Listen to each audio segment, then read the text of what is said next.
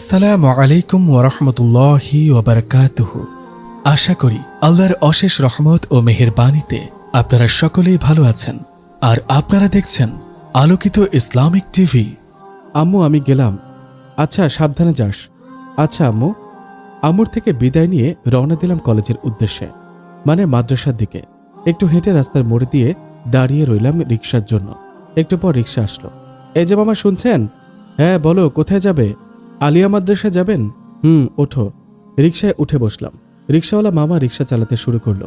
একটু পরেই আমার এক ফ্রেন্ড আমার কাছে আসলো।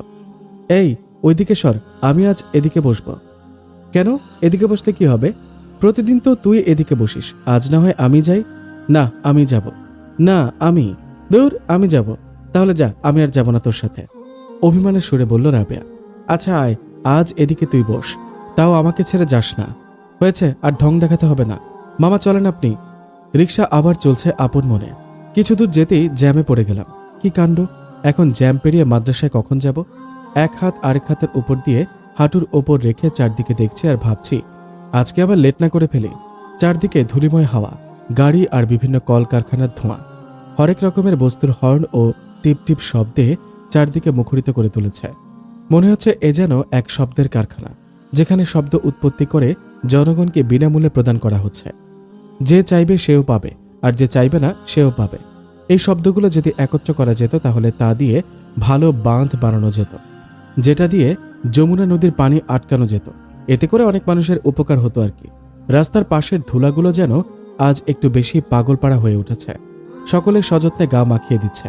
হয়তো আজ কোনো কাজের লোক আসেনি যে এগুলোকে একটু ভিজিয়ে দিয়ে যাবে। তবে সকলে বেশ আনন্দে গায়ে মাখিয়ে ঘুরে বেড়াচ্ছে, যারা এগুলোতে সে ছোটবেলা থেকে ঘুরে অভ্যস্ত হয়েছে, মানে টোকাইদের কথা বলছে।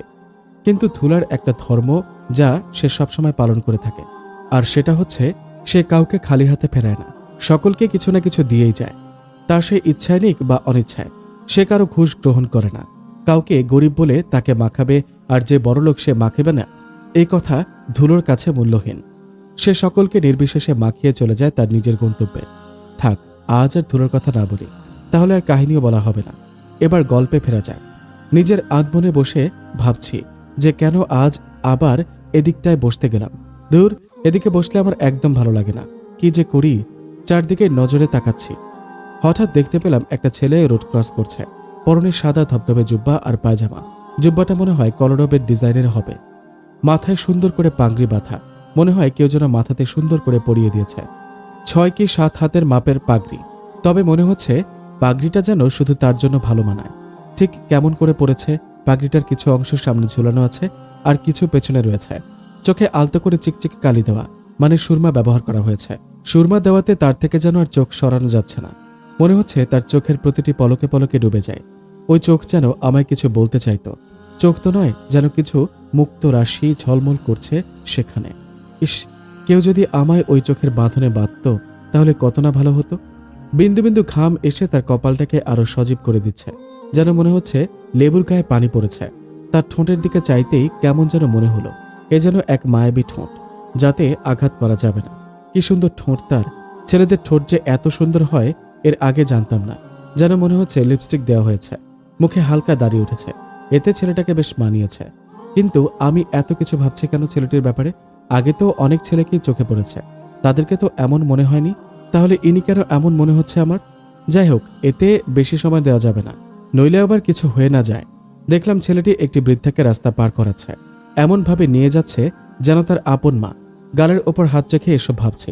এমন সময় আমার বান্ধবীর ডাকে হুঁশ ফেরালাম। কিরে, কি এত ভাবছিস তখন থেকে? কই না তো, এমনি আর কি। তাহলে ওদিকে কি দেখছিলি? তোর বরকে দেখছিলাম। এবার হয়েছে? এই রে, মুখ ফসকে কি বলে ফেললাম। তাই নাকি? তা আমাকে একটু দেখা, দেখি সে কেমন দেখতে। হয়েছে, আর রাগ দেখাতে হবে না, চল, জ্যাম চলে গেছে। রিকশা চলতে লাগলো আর আমি ভাবছি কি এমন আছে ওই ছেলের মধ্যে যা অন্য কারো মধ্যে নেই। কেনই বা আমি তাকে নিয়ে এত ভাবছি? আগে তো কাউকে নিয়ে এভাবে ভাবিনি। আচ্ছা যাই হোক, এবার মাদ্রাসায় চলে এলাম। তারপর নিজের সিটে অবস্থান করলাম। হুজুর ক্লাস শুরু করে দিয়েছেন আর আমি ভাবছি সেই ছেলেটির কথা যাকে আজ রাস্তায় দেখলাম। এমন সময় হঠাৎ হুজুর আমাকে উদ্দেশ্য করে জোরে জোরে ডাক দিলেন, রোল 2, লাব্বাইক হুজুর। সবাই আমার কাণ্ড দেখে হাসছে আর আমি লজ্জা নিয়ে দাঁড়িয়ে আছি। এতে হুজুর বললেন, আজ তোমার কি হয়েছে হাবিবা, এমন কেন করছো? কই না তো হুজুর। তাহলে ক্লাসে অমনোযোগী কেন? সরি হুজুর, আর হবে না। আচ্ছা বসো। কিছুক্ষণ পর ক্লাস শেষ হয়ে গেল। সাইমা এসে বলতে লাগলো, কিরে আজ তোর কি হয়েছে? আমার বেস্ট ফ্রেন্ড সাইমা। কই কিছু না তো, এমনি। তাহলে কি এত ভাবছিস? আজকে রাস্তায় আসার সময় ম্যাডাম এমন করছিল। পাশ থেকে বেস্ট ফ্রেন্ড রাবেয়া বলল এই কথা। মনে হয় কারো প্রেমে পড়েছিস? আমারও তো তাই মনে হয়। আরে না, তেমন কিছু না। আচ্ছা চল এবার, পরের ক্লাসে যেতে হবে। আচ্ছা চল সবাই। পরের ক্লাসে চলে গেলাম। সকল ক্লাস শেষ করে বাসার দিকে ফিরছি। এমন সময় মনে পড়ল সেই ছেলেটির কথা। সে কি আবার আসবে এখান দিয়ে? সে কি এখানেই থাকে নাকি অন্য কোথাও? কি সব আজে বাজে ভাবছি আমি। খেয়ে দেওয়ার কাজ নেই, অন্য কাউকে নিয়ে ভাবছি, যত সব।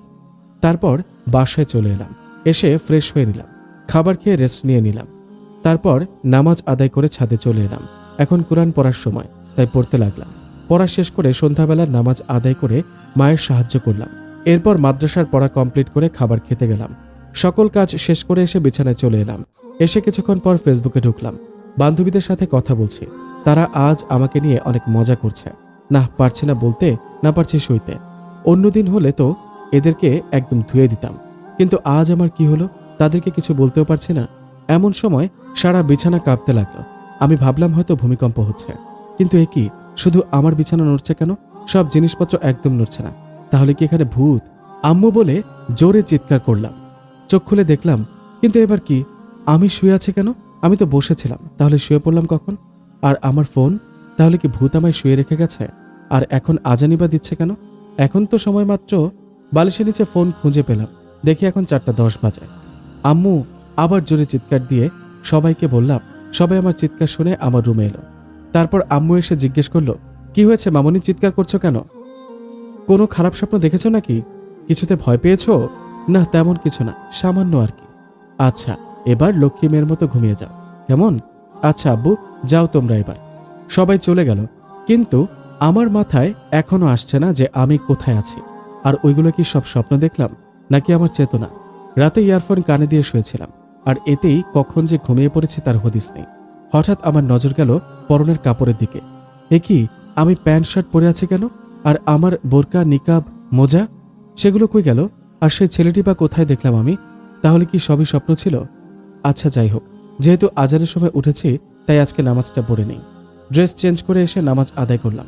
তারপর ছাদে গেলাম ফুল গাছগুলোতে পানি দিতে। গাছে পানি দিচ্ছে আর ভাবছি আজকে সেই স্বপ্নের কথা যা আমি দেখেছি।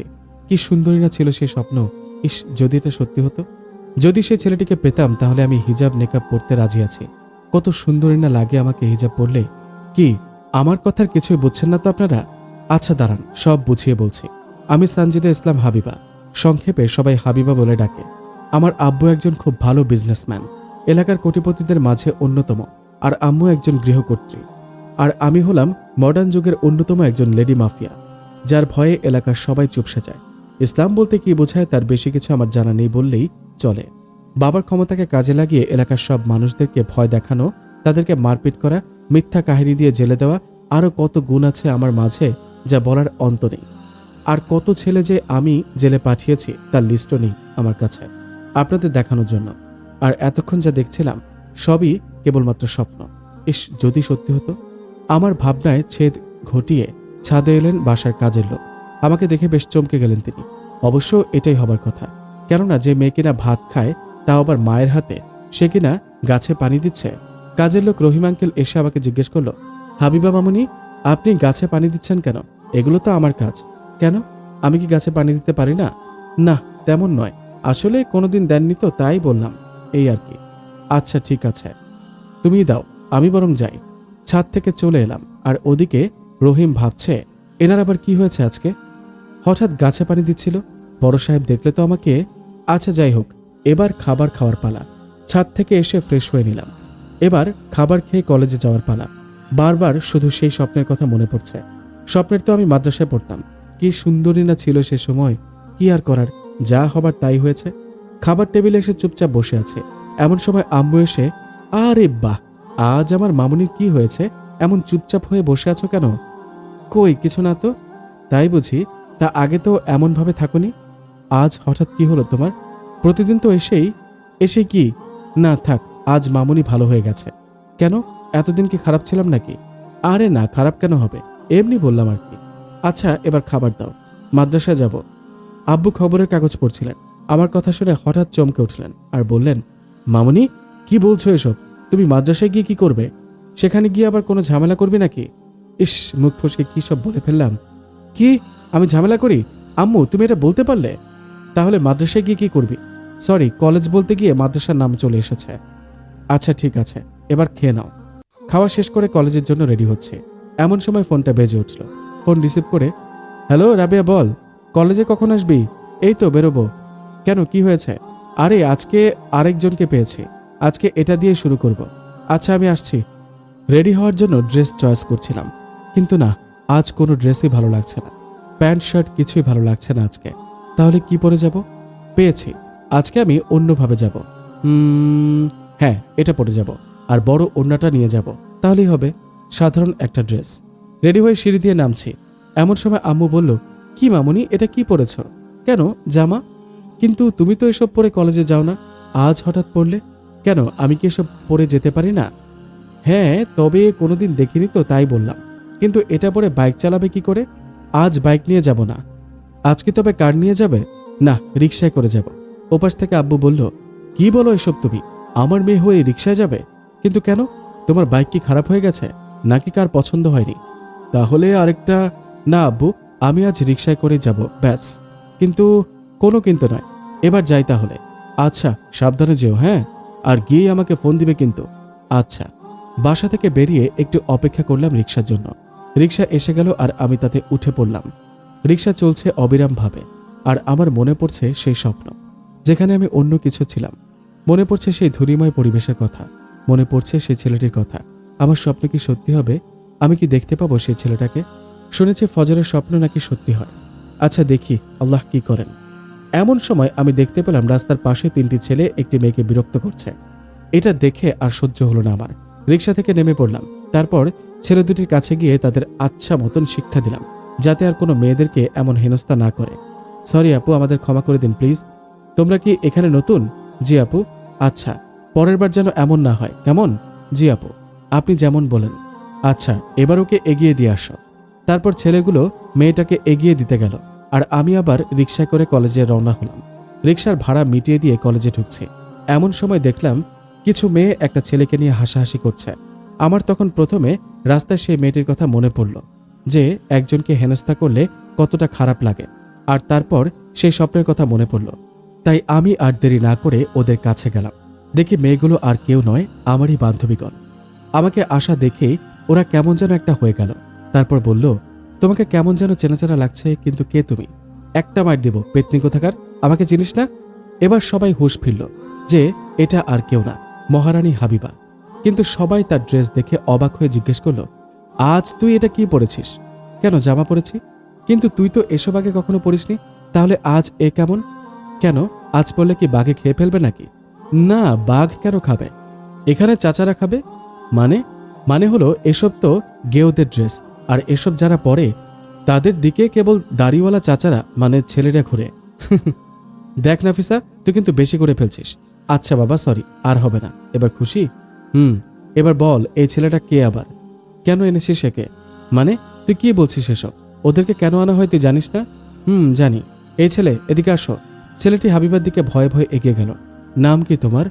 সোহাগ হোসেন। বাবা আজিম শেখ, মাতা রাজিয়া বেগম, আর বোন? ভয়ে ভয়ে বলল। হয়েছে হয়েছে, এবার থামো। কোন ডিপার্টমেন্টে পড়ো? সেকেন্ড ইয়ার, কমার্সে পড়ি। আচ্ছা শোনো, আমাদেরকে আপু বলে ডাকবে। আচ্ছা ঠিক আছে, আর তোমাদেরকে এত ভয় পেতে হবে না, ওকে? আচ্ছা আপু, বাই। ছেলেটা ওদের কাছ থেকে চলে গেল, আর হাবিবার সব বান্ধবীরা সবাই হা করে তাকিয়ে আছে হাবিবার দিকে। কেননা যে মেয়ে আজ অবধি কাউকে এক চিমটি ছাড় দেয়নি, সে কিনা একটা ছেলেকে খুব সহজে ছেড়ে দিল। অবাক হয়ে চেয়ে আছে সবাই তার দিকে। সবার ঘোর কাটিয়ে এবার হাবিবা বলল, কিরে, তোরা সবাই এমন হা করে তাকিয়ে আছিস কেন? এখানে কি সিনেমা চলছে নাকি? না, সিনেমা বা চলছে। মানে? মানে তুই কি সত্যি আমাদের হাবিবা, নাকি ওর কোনো যমজ বোন? সত্যি করে বল, নইলে তোকে কি করবি? কি করবি? বেশি ঝাল দিয়ে ফুচকা খাওয়াবি, নাকি ছেলেদেরকে মারপিট করার জন্য আমাকে রাগাবি? এবার সবাই আরো অবাক হলো হাবিবার কথা শুনে, কারণ এ সত্যিকার হাবিবা। তবে আগেও জানা ছিল তাদের। কিরে, এখনো হা করে আছিস কেন? মশা মাছিদের কি খাওয়ার ইচ্ছা আছে নাকি? না রে, তোকে দেখে অবাক হচ্ছি। তাই? কেন, আমি কি পেতনি হয়ে এসেছি নাকি যে তোদের ঘাড় মটকাবো? তাহলে তো ভালোই হয়। কি আজে বাজে বকছিস তোরা? কি আবার বকবো? যা বলার তাই বললাম।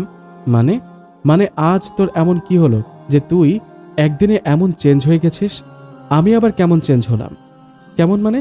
আজকে তুই একটা ছেলেকে এমনি এমনি ছেড়ে দিলি, তারপর কেমন করে যেন কথা বলছিস, আর কি আজে বাজে ড্রেস পরে এসেছিস, যে কিনা ছেলেদেরকে বকা না দিলে পেটের ভাত হজম হয় না, সে কিনা আবার এমন।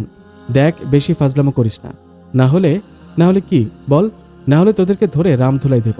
চোখ রাঙিয়ে বলল। এবার সবাই ভয় পেয়ে গেল আর চুপ করে থাকলো। কেননা হাবিবা একবার যা বলে তাই করে, কাউকে কেয়ার করে না, যদিও সে তার বান্ধবীরা হোক। কিরে, এখন আবার চুপ হয়ে গেলি যে? তো কি করব? কি করব মানে? এতক্ষণ তো খুব বকলি, এখন আবার চুপ হয়ে গেলি কেন? তুই যেভাবে আমাদের বকেছিস, এতে আমরা ভয় পেয়েছি। আমার বান্ধবী হয়ে আমাকেই ভয়? হয়েছে হয়েছে, অনেক হয়েছে। এবার সবাই ক্লাসে চলো।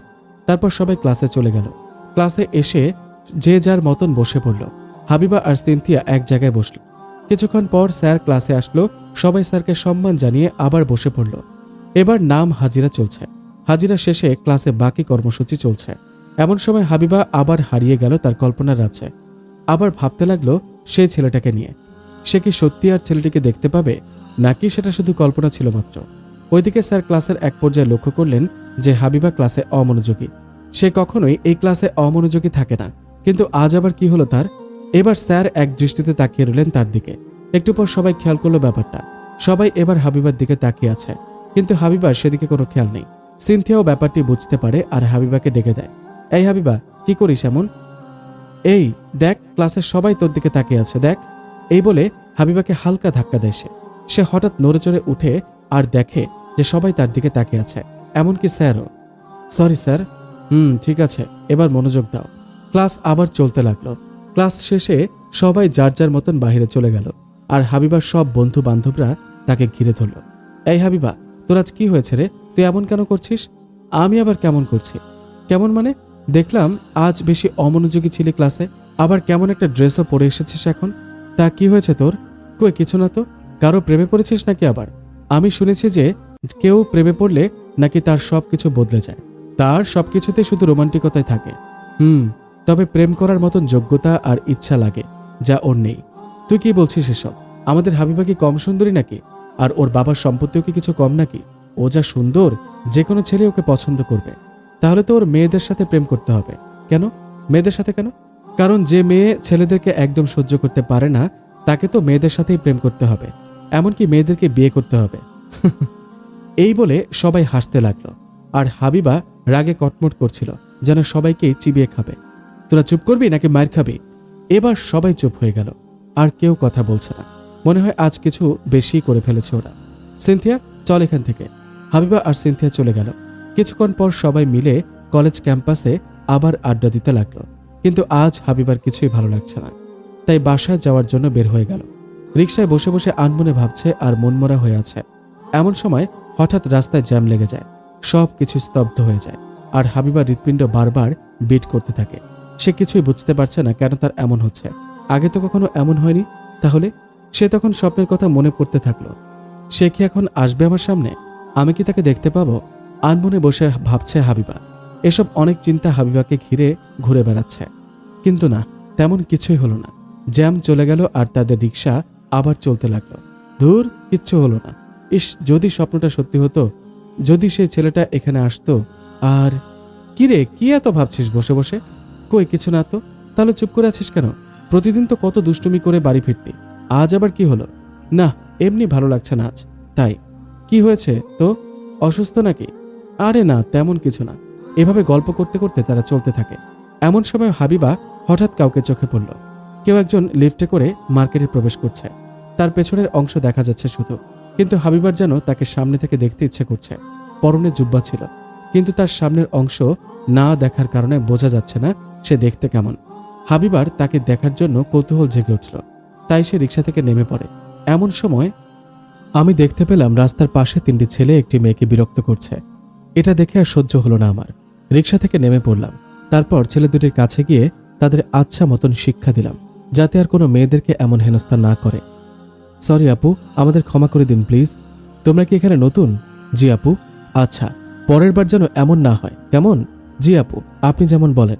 আচ্ছা, এবার ওকে এগিয়ে দিয়ে আসো। তারপর ছেলেগুলো মেয়েটাকে এগিয়ে দিতে গেল, আর আমি আবার রিক্সা করে কলেজে রওনা হলাম। রিক্সার ভাড়া মিটিয়ে দিয়ে কলেজে ঢুকছি।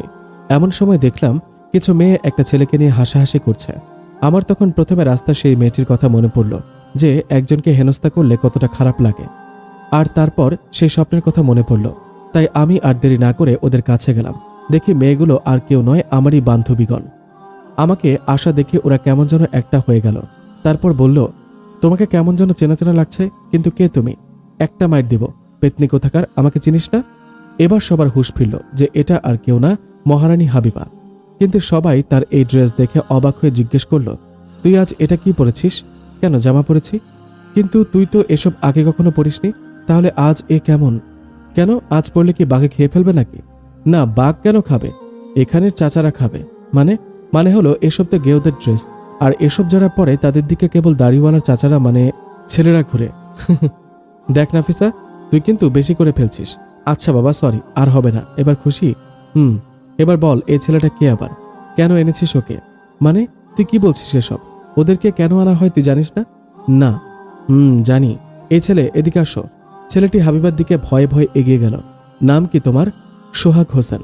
বাবা আজিম শেখ, মাতা রাজিয়া বেগম, আর বোন? ভয়ে ভয়ে। হয়েছে হয়েছে, এবার থামো। কোন ডিপার্টমেন্টে পড়ো? সেকেন্ড ইয়ার, কমার্সে পড়ি। আচ্ছা শোনো, আমাদেরকে ছোট আপু বলে ডাকবে। আচ্ছা ঠিক আছে। আর আমাদেরকে এত ভয় পেতে হবে না, ওকে? আচ্ছা আপু, বাই।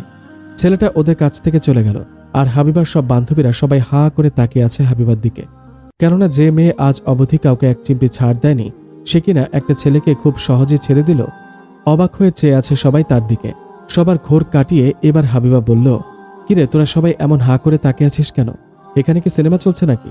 না, সিনে বাবা চলছে। মানে মানে তুই কি সত্যি আমাদের হাবিবা, নাকি ওর কোনো জমজ বোন? সত্যি করে বল, নইলে তোকে কি করবি? হ্যাঁ, কি করবি? বেশি ঝাল দিয়ে ফুচকা খাওয়াবি, নাকি ছেলেদেরকে মারপিট করার জন্য আমাকে রাগাবি? এবার সবার আরো অবাক হলো হাবিবার কথা শুনে, কারণ এ সত্যিকার হাবিবা। তবে আগেও জানা ছিল তাদের। কিরে, এখনো হা করে আছিস কেন? মশা মাছিদের কি খাওয়ার ইচ্ছা আছে নাকি? না রে, তোকে দেখে অবাক হচ্ছি তাই। কেন, আমি কি পেতনি হয়ে এসেছি নাকি যে তোদের ঘাড় মটকাবো? তাহলে তো ভালোই হয়। কি আজে বাজে বকছিস তোরা? কি আবার বকবো? যা বলার তাই বললাম। মানে মানে আজ তোর এমন কি হলো যে তুই একদিনে এমন চেঞ্জ হয়ে গেছিস?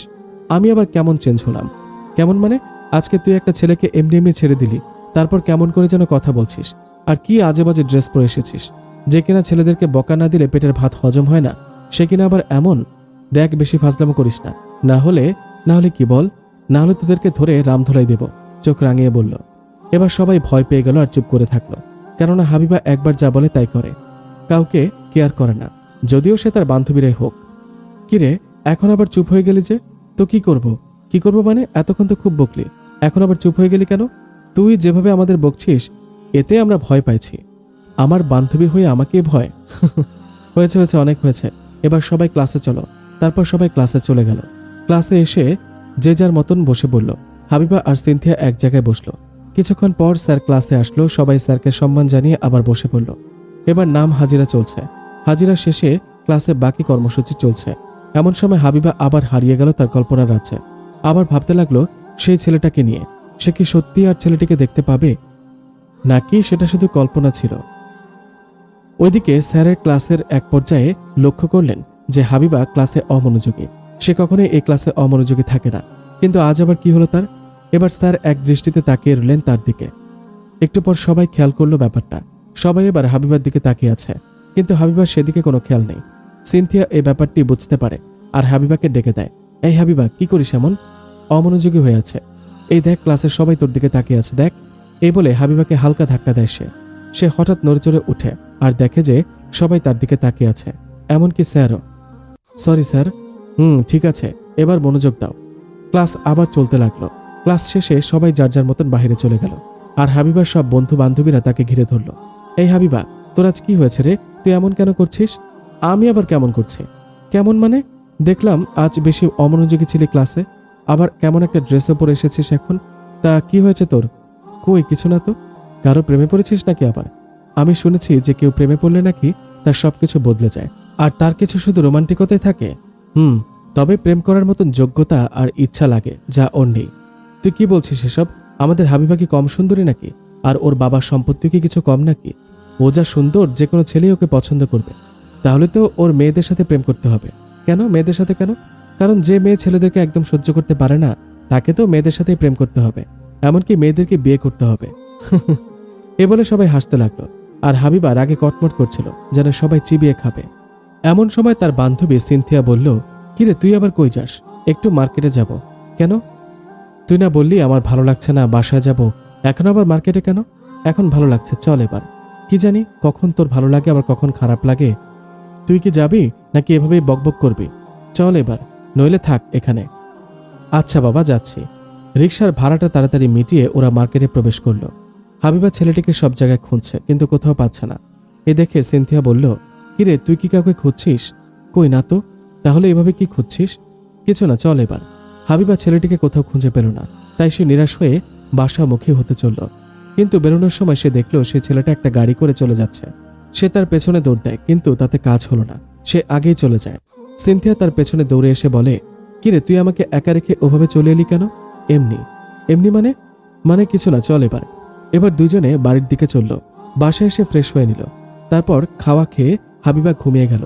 বিকেলে ঘুম থেকে উঠে আবার ছাদে গেল। আজ যেন তার ছাদকে বেশ ভালোই লাগছে। প্রতিদিন তো ছাদে আসে আর ভালো লাগে, কিন্তু আজ অন্যরকম লাগছে। সে ফুলের ঘ্রাণ নেয়, গাছে পানি দেয়, পাখির কিচিরমিচির শোনে, আরো অনেক কিছু। তার আজ যেন কিছু বলতে ইচ্ছে করছে। সে বুক ভরা শ্বাস নেয় আর ভাবে, কি সুন্দর এই পৃথিবী, যার সবকিছুই কতই না মনোমুগ্ধকর। মন চায় সবকিছুতে হারিয়ে যায় আজ সবাইকে কিছু বলতে চাই আমি। সে হঠাৎ চিৎকার করে বলে ওঠে, হে সৃষ্ট প্রকৃতি, কতই না সুন্দর তোমার রূপ, কত বাহারি না তোমার রূপের, কত সুন্দর তুমি। গাছে তোমার চিরল চিরল পাতা, তাতে সুন্দর করে ফোটা সেই সুবাসিত পুষ্প, ডাল আর পাতাগুলো একত্র তোমার সৌন্দর্যকে বাড়িয়ে তুলেছে। কত সুন্দরী না তুমি। ইস, আমি যদি এমন সুন্দর হতাম, তাহলে সকল সৌন্দর্য বিলিয়ে দিতাম সবার কাছে, যেমনটা তুমি দিচ্ছ। ডালে ডালে বসে পাখি ডাকে, হালকা হাওয়ায় সবকিছু শান্ত হয়ে যায়। তোমার দারুণ চাহনি আমার পাগল করে দিয়েছে। মন চায় তাতেই ডুবে থাকি সারাক্ষণ। তোমার ওই ফুলের মাতোয়ারা সুভাষ আমাকে টেনে নিয়ে যাচ্ছে তোমার দিকে। তুমি কি জানো, তোমার এই সৌন্দর্যের মাঝে আমি এক সুন্দর সৃষ্টি হারিয়ে ফেলেছি। তুমি কি খুঁজে দেবে আমার সেই হারিয়ে যাওয়া জিনিস? পাবো কি তাকে আমি? এসব জোরে চিৎকার করে বলছে হাবিবা। এমন সময় তার আম্মু হঠাৎ ছাদে এলেন আর বললেন, কি হারিয়ে ফেলেছিস হাবিবা? কই কিছু না তো। তাহলে অমন জোরে চিৎকার করে কি বলছিলি? না তেমন কিছু না, তুমি নিচে যাও। আচ্ছা তুইও নিচে আয়। এরপর হাবিবা ওর আম্মুর সাথে নিচে চলে গেল। নিচে গিয়ে কিছু কাজ করে আবার পড়তে বসে। তারপর খাবার খেয়ে রুমে এসে ফেসবুকে লগ ইন করে। তার বান্ধবীদের সাথে কথা বলে আবার ঘুমিয়ে যায় সে।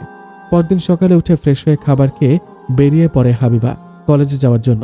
আজও সে বাইক না নিয়ে রিকশায় করে রওনা হলো। সে রিকশায় বসে বসে ফোন চালাচ্ছিল, কিন্তু কখন যে জ্যামে পড়ে গেছে তা খেয়ালই করেনি। বেশি চেঁচামেচিতে তার কান ছালাপালা শুরু হয়ে গেছে, তাই পাশ ফিরে তাকাতেই দেখে সে জ্যামে পড়েছে।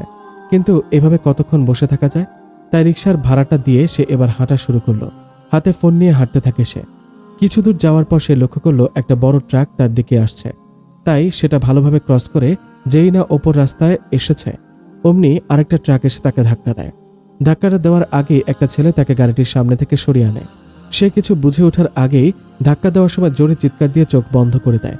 সে মনে করে যে সে মারা গেছে, কিন্তু না, সে তো সবকিছু শুনতে পাচ্ছে। তাহলে কি সে বেঁচে আছে? হাবিবা এবার চোখ খুলল। চোখ খুলে যা দেখলো তা দেখার জন্য সে মোটেও প্রস্তুত ছিল না। সে দেখল যে তাকে বাঁচিয়েছে সে আর কেউ না, এটি সেই ছেলে যাকে হাবিবা স্বপ্নে দেখেছে। কিন্তু এটা কি করে সম্ভব? সে একই চোখ, সেই একই ঠোঁট, পরনে সেই একই জুব্বা, তবে পাগড়িটা খুলে গেছে বেশি ঝোঁকের কারণে। তার নাকের নিঃশ্বাস আমার মুখে পড়ছে। সে আমাকে এক প্রকার জড়িয়ে ধরে আছে। আশেপাশে সবকিছু নিস্তব্ধ, চারিদিকে কোনো কোলাহল নেই। সব যেন থেমে গেছে আমাদের জন্য। আমার হার্টবিটটা বেড়ে গেছে বহুগুণে, যেন আমি তাতে হারিয়ে গেছি। কি করব বুঝতে পারছি না। আমি তাকিয়ে আছি তার চোখের দিকে। কত মায়া ভরা সেই চোখ, মনে হচ্ছে সত্যি সেই চোখের মাঝে ডুবে যাই। হঠাৎ তার কথা ধ্যান ভাঙলো আমার। আমাকে ছেড়ে দিয়ে বলল, আপনি কি ঠিক আছেন তো? আমি কোনো কথাই বলছি না। কি হলো বলুন, আপনি কি? তার কথা শেষ হতে না হতে আমি আবার অজ্ঞান হয়ে পড়ে যাচ্ছিলাম। এমন সময় সে আবার আমাকে ধরল। হাবিবা অজ্ঞান হয়ে আছে। ছেলেটা হাবিবাকে ধরে আছে আর আশেপাশের লোক সব বলছে ওনাকে তাড়াতাড়ি হসপিটালে নিয়ে যান। কিন্তু আরে ভাই, ওনাকে কোলে করে আমার গাড়িতে নিয়ে আসুন, চলুন এবার। ছেলেটা হাবিবাকে কোলে তুলে নিল। আরেকটু দূরে গাড়ি নিয়ে যাচ্ছে হাসপাতালে। হাসপাতালে এসে হাবিবাকে একটা বেডে শুয়ে দেয়। তারপর ডাক্তারদেরকে খবর দেয়। ডাক্তার এসে তাকে দেখা মাত্রই বলে ওঠে, আরে এ তো হাবিবা, ডাক্তার হুসাইন, বড় ডাক্তারের বন্ধুর মেয়ে এটা। আপনি ওনাকে কোথায় পেলেন? উনি রাস্তা ক্রস করছিলেন, এমন সময় একটা ট্রাক এসে তাকে চাপা দেয়। এ সময় আমি ওনাকে বাঁচিয়ে নেই, আর উনি মনে হয় অজ্ঞান হয়ে আছে। একটু ভালো করে দেখুন। ঠিক আছে, আমি দেখছি, আপনারা বাইরে যান। সবাই বাইরে চলে এলো। কিছুক্ষণ পর ডাক্তার বাইরে এলো আর বলল, ভয়ের কোনো কারণ নেই, উনি ঠিক আছে, জাস্ট অজ্ঞান হয়ে গেছেন, সময় মতো জ্ঞান ফিরবে। শুকুর আলহামদুলিল্লাহ। আপনারা এবার ওনার বাসার লোকদেরকে খবর দিন, ওনারা হয়তো চিন্তা করছেন। আমি খবর পাঠিয়ে দিয়েছি, কিছুক্ষণ পর ওনারা আসবেন। ঠিক আছে, তাহলে আমি এবার আসি। আরে বাবা, তুমি এক্ষুনি চলে যাচ্ছ কেন? আগে ওনারা আসুক, তোমাকে দেখুক, যে কিনা তার মেয়েকে বাঁচিয়েছে। আরে না, সমস্যা নেই, এটা তো আমার কর্তব্য ছিল, যা আমি পালন করেছি মাত্র। তবুও ওনারা আসা অবধি থাকো। মাফ করবেন, আমার একটু বিশেষ কাজ আছে, যার জন্য এখানে থাকতে পারলাম না। ভালো থাকবেন ডাক্তার আঙ্কেল, আর ওনার দিকে খেয়াল রাখবেন। যাওয়ার আগে নিজের নামটাও তো বলে যাও, মোহাম্মদ সাকিব। আচ্ছা, যাও তবে। আর হ্যাঁ, আমার কার্ডটা নিয়ে যাও, কোনো সমস্যা হলে আমাকে জানাবে, কেমন? আচ্ছা, ফি আমানিল্লাহ। ছেলেটা চলে গেল, আর বড় ডাক্তারও আসলো সেখানে। এসে বলল, কোথায় আছে হাবিবা? কেবিনে ঘুমাচ্ছে। আচ্ছা, কিছুক্ষণ পর ওর আব্বু আম্মু আসবে, ওনাদের সাথে থেকো, কেমন? আচ্ছা স্যার। 10 মিনিট পর হাবিবার মা বাবা আসলো আর এসে বলল, কোথায় আমার হাবিবা মামুনি? কি হয়েছে তার? সে কি এখন সুস্থ হয়েছে? আপনারা এত চিন্তিত হবেন না প্লিজ, আপনার মামুনির কিচ্ছু হয়নি, সে একদম সুস্থ আছে। কি হয়েছিল তার? সে অজ্ঞান হয়ে গিয়েছিল। তারপর ডাক্তার হাবিবার আব্বু আম্মুকে সব ঘটনা খুলে বলেন। এরপর তার আব্বু বলল, সে ছেলেটি কোথায় এখন? আমি তাকে দেখতে চাই, যে আমার মেয়ের জীবন বাঁচিয়েছে। কিন্তু সেই ছেলে তো চলে গেছে। কি বলেন, তাকে আটকাননি কেন? আমরা বলছিলাম অনেক এখানে একটু অপেক্ষা করতে, কিন্তু সে থামলই না। আচ্ছা, তা আমাদের মামুনিকে কখন বাসায় নিয়ে যেতে পারবো? আপনি চাইলে আজ বিকেলে নিয়ে যেতে পারেন। আচ্ছা, তাহলে আমরা এবার ভিতরে যাই। আচ্ছা, যান। হাবিবার আব্বু আম্মু ভিতরে গিয়ে বসে রইল। কিছুক্ষণ পর হাবিবার জ্ঞান ফিরল। সে চোখ খুলে তাকাতেই দেখতে পেল তার আব্বু আম্মু তার পাশে বসে আছে। এখন কেমন লাগছে মামুনি? ভালো লাগছে। তা তোমার কোথাও কষ্ট হচ্ছে না তো? না, আমি ঠিক আছি। কিন্তু কিন্তু কি? যে আমাকে বাঁচিয়েছে তিনি কোথায়? আমি তাকে দেখতে চাই। কিন্তু মামুনি, সে তো চলে গেছে। কেন চলে গেছে? হয়তো কোনো বিশেষ কাজ ছিল, তাই চলে গেছে। আচ্ছা, আমি বারবার বলেছিলাম যে রিকশা করে যাস না, গাড়ি নিয়ে যা। দেখলি তো, মায়ের কথা না শুনলে কেমন হয়। এদিকে হাবিবা ভাবছে যে আজ যদি কার নিয়ে যেতাম তাহলে হয়তো তাকে দেখতে পেতাম না। যাই হোক, অ্যাক্সিডেন্টটা হয়ে ভালোই হয়েছে, তাকে তো দেখতে পেয়েছি, কিন্তু সে তো আবার হারিয়ে গেল। এবার তাকে কোথায় খুঁজবো? হয়েছে, এবার আর মামুনিকে বকো না, দেখেছো এমনিতেই সে অসুস্থ। আচ্ছা, এবার ওকে বাসায় নিয়ে চলো। এরপর আমি সবার সাথে বাসায় চলে এলাম। আব্বু বলেছে যে 1 সপ্তাহ আমাকে বাড়ি থেকে বেরোনো নিষেধ। কিন্তু তাহলে আমি তাকে খুঁজবো কি করে? না, কিছু একটা করতে হবে, বাট আব্বুর কথা তো রাখতেই হবে। তাই কি আর করার, সপ্তাহখানেক বাসায় থাকি, তারপর না হয় সব হবে। কিন্তু আমি তো তাকে চিনিও না, আর সে কোথায় থাকে তাও জানি না, তাহলে তাকে কিভাবে খুঁজে বের করব? এভাবে বাসায় 1 সপ্তাহ কাটালাম। আজ আবার কলেজে যাব। অনেকদিন হলো কলেজে যাই না, তাই রেডি হয়ে রওনা দিলাম। আজ কার নিয়ে এসেছি, কিন্তু ড্রেসটা তেমনই আছে, ফ্যাশন ড্রেস। কলেজে ঢুকতেই সবাই এসে আমাকে ঘিরে ফেললো, যেন আমি কোনো বর্ষে যে এসেছি। কার থেকে নেমে সবার কাছে গেলাম। সবাই আমাকে নানান প্রশ্ন করছে, কিন্তু কোনটা রেখে যে কোনটার উত্তর দিব সেটাই ভেবে পাচ্ছি না। অবশেষে আমি বললাম, তোরা সবাই চুপ কর, এবার আমি সব তোদের বলছি। এবার সবাই চুপ করে রইল আর আমার কথা শোনার জন্য অধীর আগ্রহ নিয়ে বসে রইল। তারপর আমার সব ঘটনা তাদেরকে বললাম। প্রথমে তারা খুব করে হেসে দিল, তারপর বলল, ওনাকে কি আর দেখতে পেয়েছিস? না, তবে খুঁজে দেখতে হবে। তা ওনাকে দেখতে ঠিক কেমন হবে? বেশ ভালোই। আচ্ছা, তাকে খুঁজে পেলে আমাদেরকে জানাস, কেমন? আমরাও দেখি কে এই মহান ব্যক্তি। আচ্ছা। তারপর সবাই যার যার ক্লাসে চলে যায়। ক্লাসে শেষ করে বাসায় চলে যায় হাবিবা। এভাবেই চলতে থাকে 1 সপ্তাহ। এরপর হাবিবা একদিন মার্কেট থেকে বের হয়ে গাড়ির জন্য অপেক্ষা করছিল। এমন সময় সে দেখতে পেল সেই ছেলেটা রাস্তার একপাশে দাঁড়িয়ে আছে। প্রথমে সে খুব বেশি খুশি হলো তাকে খুঁজে পেয়ে, তাই সে গাড়ির জন্য অপেক্ষা না করে সেখানে চলে গেল। সেখানে গিয়ে অন্যদিকে তাকিয়ে ভাবছে কিভাবে তার সাথে কথা বলা যায়। সে কি আমার সাথে কথা বলবে, নাকি হুজুর বলে এড়িয়ে যাবে? হুজুররা আবার এমন যে কোনো মেয়েদের সাথে কথা বলে না। কেন যে বলে না আল্লাহই জানেন। সে আজকে পাঞ্জাবি পরে এসেছে, কিন্তু এতেও তাকে খুব সুন্দর দেখাচ্ছে। কিন্তু কি করা যায় ভাবতে থাকে হাবিবা। এমন সময় মাথায় বুদ্ধি আসে। সে ছেলেটির কাছে বারবার যায় আর রাস্তা পেরোনোর অভিনয় করতে থাকে। একবার সামনে যায়, আবার পেছনে আসে। সে এমন ভাব করছে যেন রাস্তা পেরোতে পারছে না, কিন্তু না, এতেও কাজ হলো না। ছেলেটা যেমন দাঁড়িয়েছিল তেমনই আছে। হাবিবার একটু রাগ হলো ওর উপর। এবার সে ছেলেটির সামনে গিয়ে বলল, এই যে মিস্টার, শুনছেন? ছেলেটা তবুও যেন শুনতে পাচ্ছে না, অন্যদিকে মুখ করে দাঁড়িয়ে আছে। এবার হাবিবার ছেলেটির ওপর ভীষণ রাগ হলো, কেননা যে ছেলেদের সাথে ভালোভাবে কথাও বলে না সে কিনা এনাকে আপনি করে বলছে, তাও আবার সুন্দর করে, অথচ তার কোনো কথাই নেই। সে কি কালা নাকি বোবা? কিন্তু সেদিন তো সে আমার সাথে কথা বলেছে, আবার শুনতেও চেয়েছিল যে আমি ঠিক আছি কিনা। তাহলে তো সে বোবাও নয়, কালাও নয়, তাহলে কথা বলছে না কেন? এই যে মিস্টার, হ্যালো, আমাকে বলছেন? এখানে আপনাকে ছাড়া তো আর কাউকে দেখতে পাচ্ছি না। তা আমাকে ডাকার কারণ?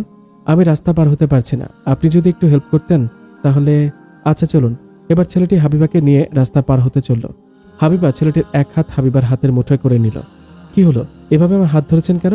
আমি যদি পিছনে পড়ে যাই আর গাড়ি এসে যদি আমাকে ধাক্কা দেয় তখন? দেবে না, ছাড়ুন আমাকে, লোকজন দেখছে। না, ছাড়বো না, আপনি চলুন তো। এবার সাকিব অসহায় হয়ে চলতে লাগলো। সে কখনো মেয়েদের সাথে এভাবে হাঁটেনি, তাই আজ একটু অন্যরকম খারাপ লাগছে। রাস্তার এক ধাপ পার হতেই তাদের পেছন দিয়ে একটা বড় গাড়ি হঠাৎ জোরে চলে যায়, আর হাবিবা ছেলেটিকে জড়িয়ে ধরে। যদিও হাবিবা গাড়ি দেখে ভয় পায় না। ছেলেটি এবার বোকা বনে চলে গেল। সে বুঝতে পারেনি যে হাবিবা তাকে জড়িয়ে ধরবে। সে হাবিবাকে না ধরে বলল, ছাড়ুন, এবার গাড়ি চলে গেছে। কিন্তু না, হাবিবা ভয় পেয়েছে এমন ভাব নিয়ে জড়িয়ে আছে। ছেলেটি হাবিবাকে এবার ছাড়িয়ে নিল। সে লক্ষ্য করলো, এই তো সেদিনকার সেই মেয়েটি যাকে সে বাঁচিয়েছে সেদিন। গাড়িতে এত ভয় পেলে একা একা আসেন কেন? সাথে কাউকে নিয়ে আসতে পারেন না? কাউকে নিয়ে আসবো কেন, তুমি তো আছোই, মনে মনে বলল হাবিবা। কিছু বললেন? না, কিছু না।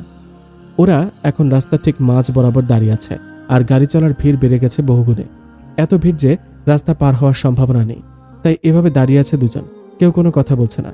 ছেলেটি ভাবছে, ইস, কখন যে জ্যাম শেষ হবে, তাহলে এনার হাত থেকে রক্ষা পাওয়া যাবে। কি যে করি।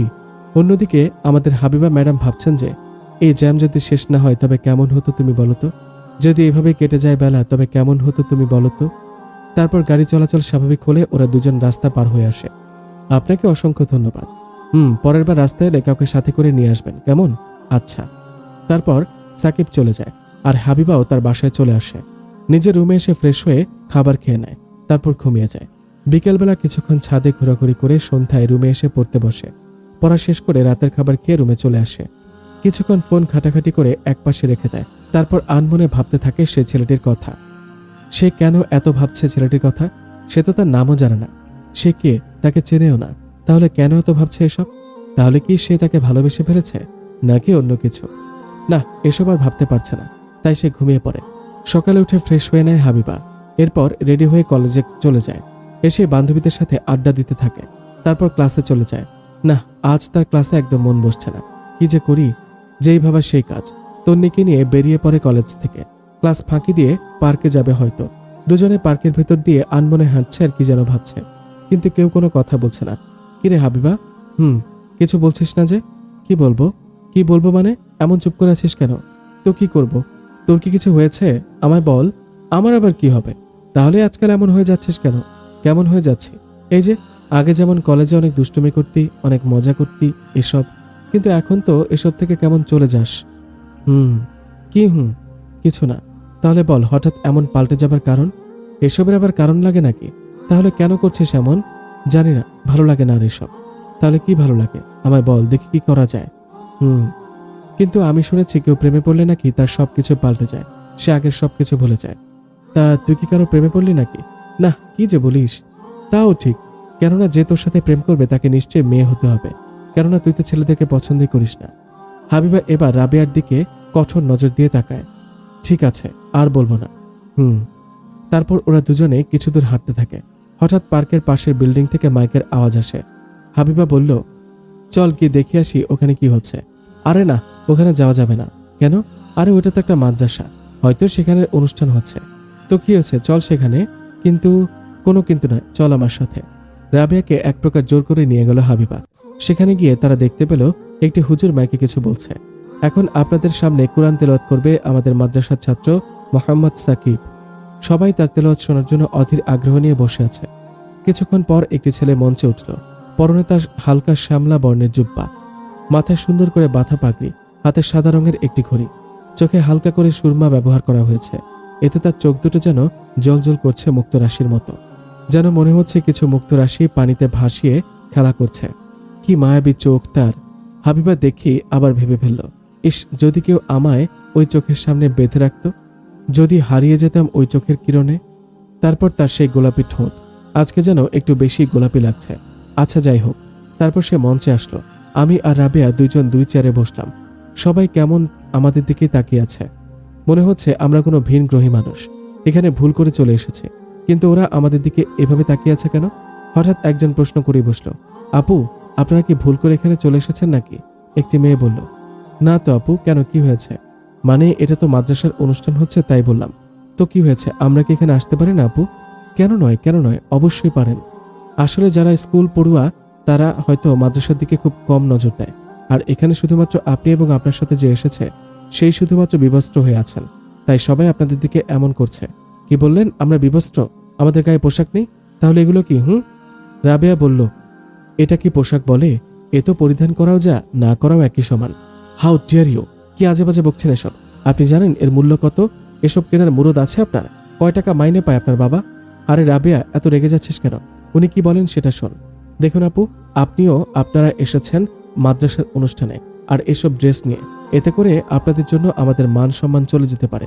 কিন্তু আপনি আমাদের অতিথি, তাই আজ কথা বাড়ালাম না, অন্য একদিন সব বলবো, কেমন? কি, আমাদেরকে থ্রেট করা হচ্ছে? আমাকে? এই রাবেয়াকে? ঠিক আছে, আপনাকে আমি দেখে নেব।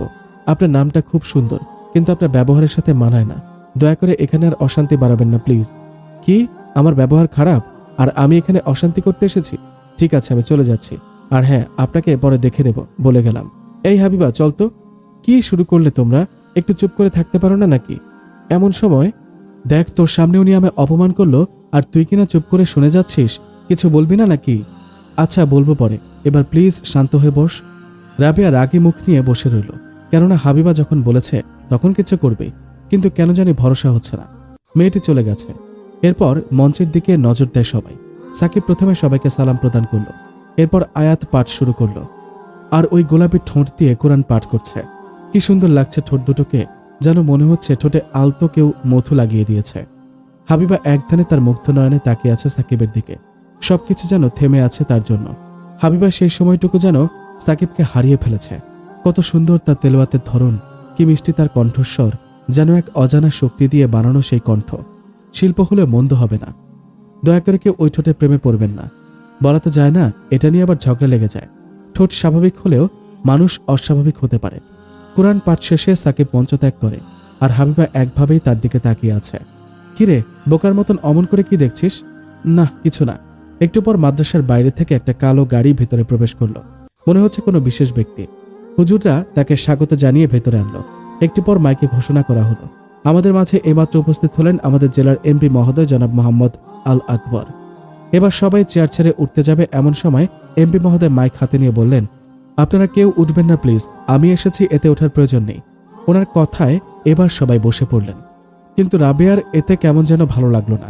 এত বড় একজন ব্যক্তি অথচ তার সামনে এলে দাঁড়ানোর প্রয়োজন নেই, এটা আবার কেমন কথা? কিছুক্ষণ থেমে তিনি আবার বলা শুরু করলেন, আসসালামু আলাইকুম, সবাই কেমন আছেন?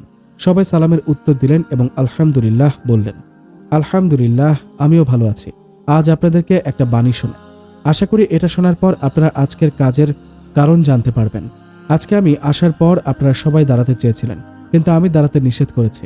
আমার কাছে এটা স্বাভাবিক, কিন্তু এটা আপনাদের মনে অনেক কিছু। কেননা আমরা জানি আমাদের সামনে কোনো সম্মানিত ব্যক্তি আসলে তার সম্মানে দাঁড়িয়ে যাওয়া, আর এটা আমরা প্রায় ছোট বড় সকলেই জানি আর মানিও। কিন্তু রাসূল সাল্লাল্লাহু আলাইহি ওয়াসাল্লামের সময় তিনি যখন তার সাহাবাদের নিকট যেতেন তখন সাহাবাদের দাঁড়াতে হতো না। তিনি একদিন রাসূল সাল্লাল্লাহু আলাইহি ওয়াসাল্লাম কোনো কারণে সাহাবাদের নিকট গমন করেছিলেন। এমন সময় সকল সাহাবায়ে কেরাম দাঁড়িয়ে গেলেন। এতে তিনি কিছুটা বিষণ্ণ হলেন। এরপর তিনি মিম্বরের স্থান নিয়ে বসে তাদেরকে সাহাবীদেরকে উদ্দেশ্য করে বললেন, হে আমার ভাই সকল, আমি যখন এখানে আপনাদের নিকট আসি তখন আপনারা দণ্ডায়মান হন কেন? তারা প্রত্যুত্তরে বললেন, হে আল্লাহ রাসূল সাল্লাল্লাহু আলাইহি ওয়াসাল্লাম, আমরা আপনার সম্মানার্থেই দাঁড়াই, কেননা আপনি আমাদের থেকে অধিক অভিজ্ঞ। রাসূল সাল্লাল্লাহু আলাইহি ওয়াসাল্লাম বললেন, সকল কিছুর অভিজ্ঞ ও জ্ঞানী হলেন মহান আল্লাহ তাআলা। তোমরা তার সামনে দণ্ডায়মান হও আর সিজদায় চলে যাও, এতেই তোমাদের মুক্তি রয়েছে।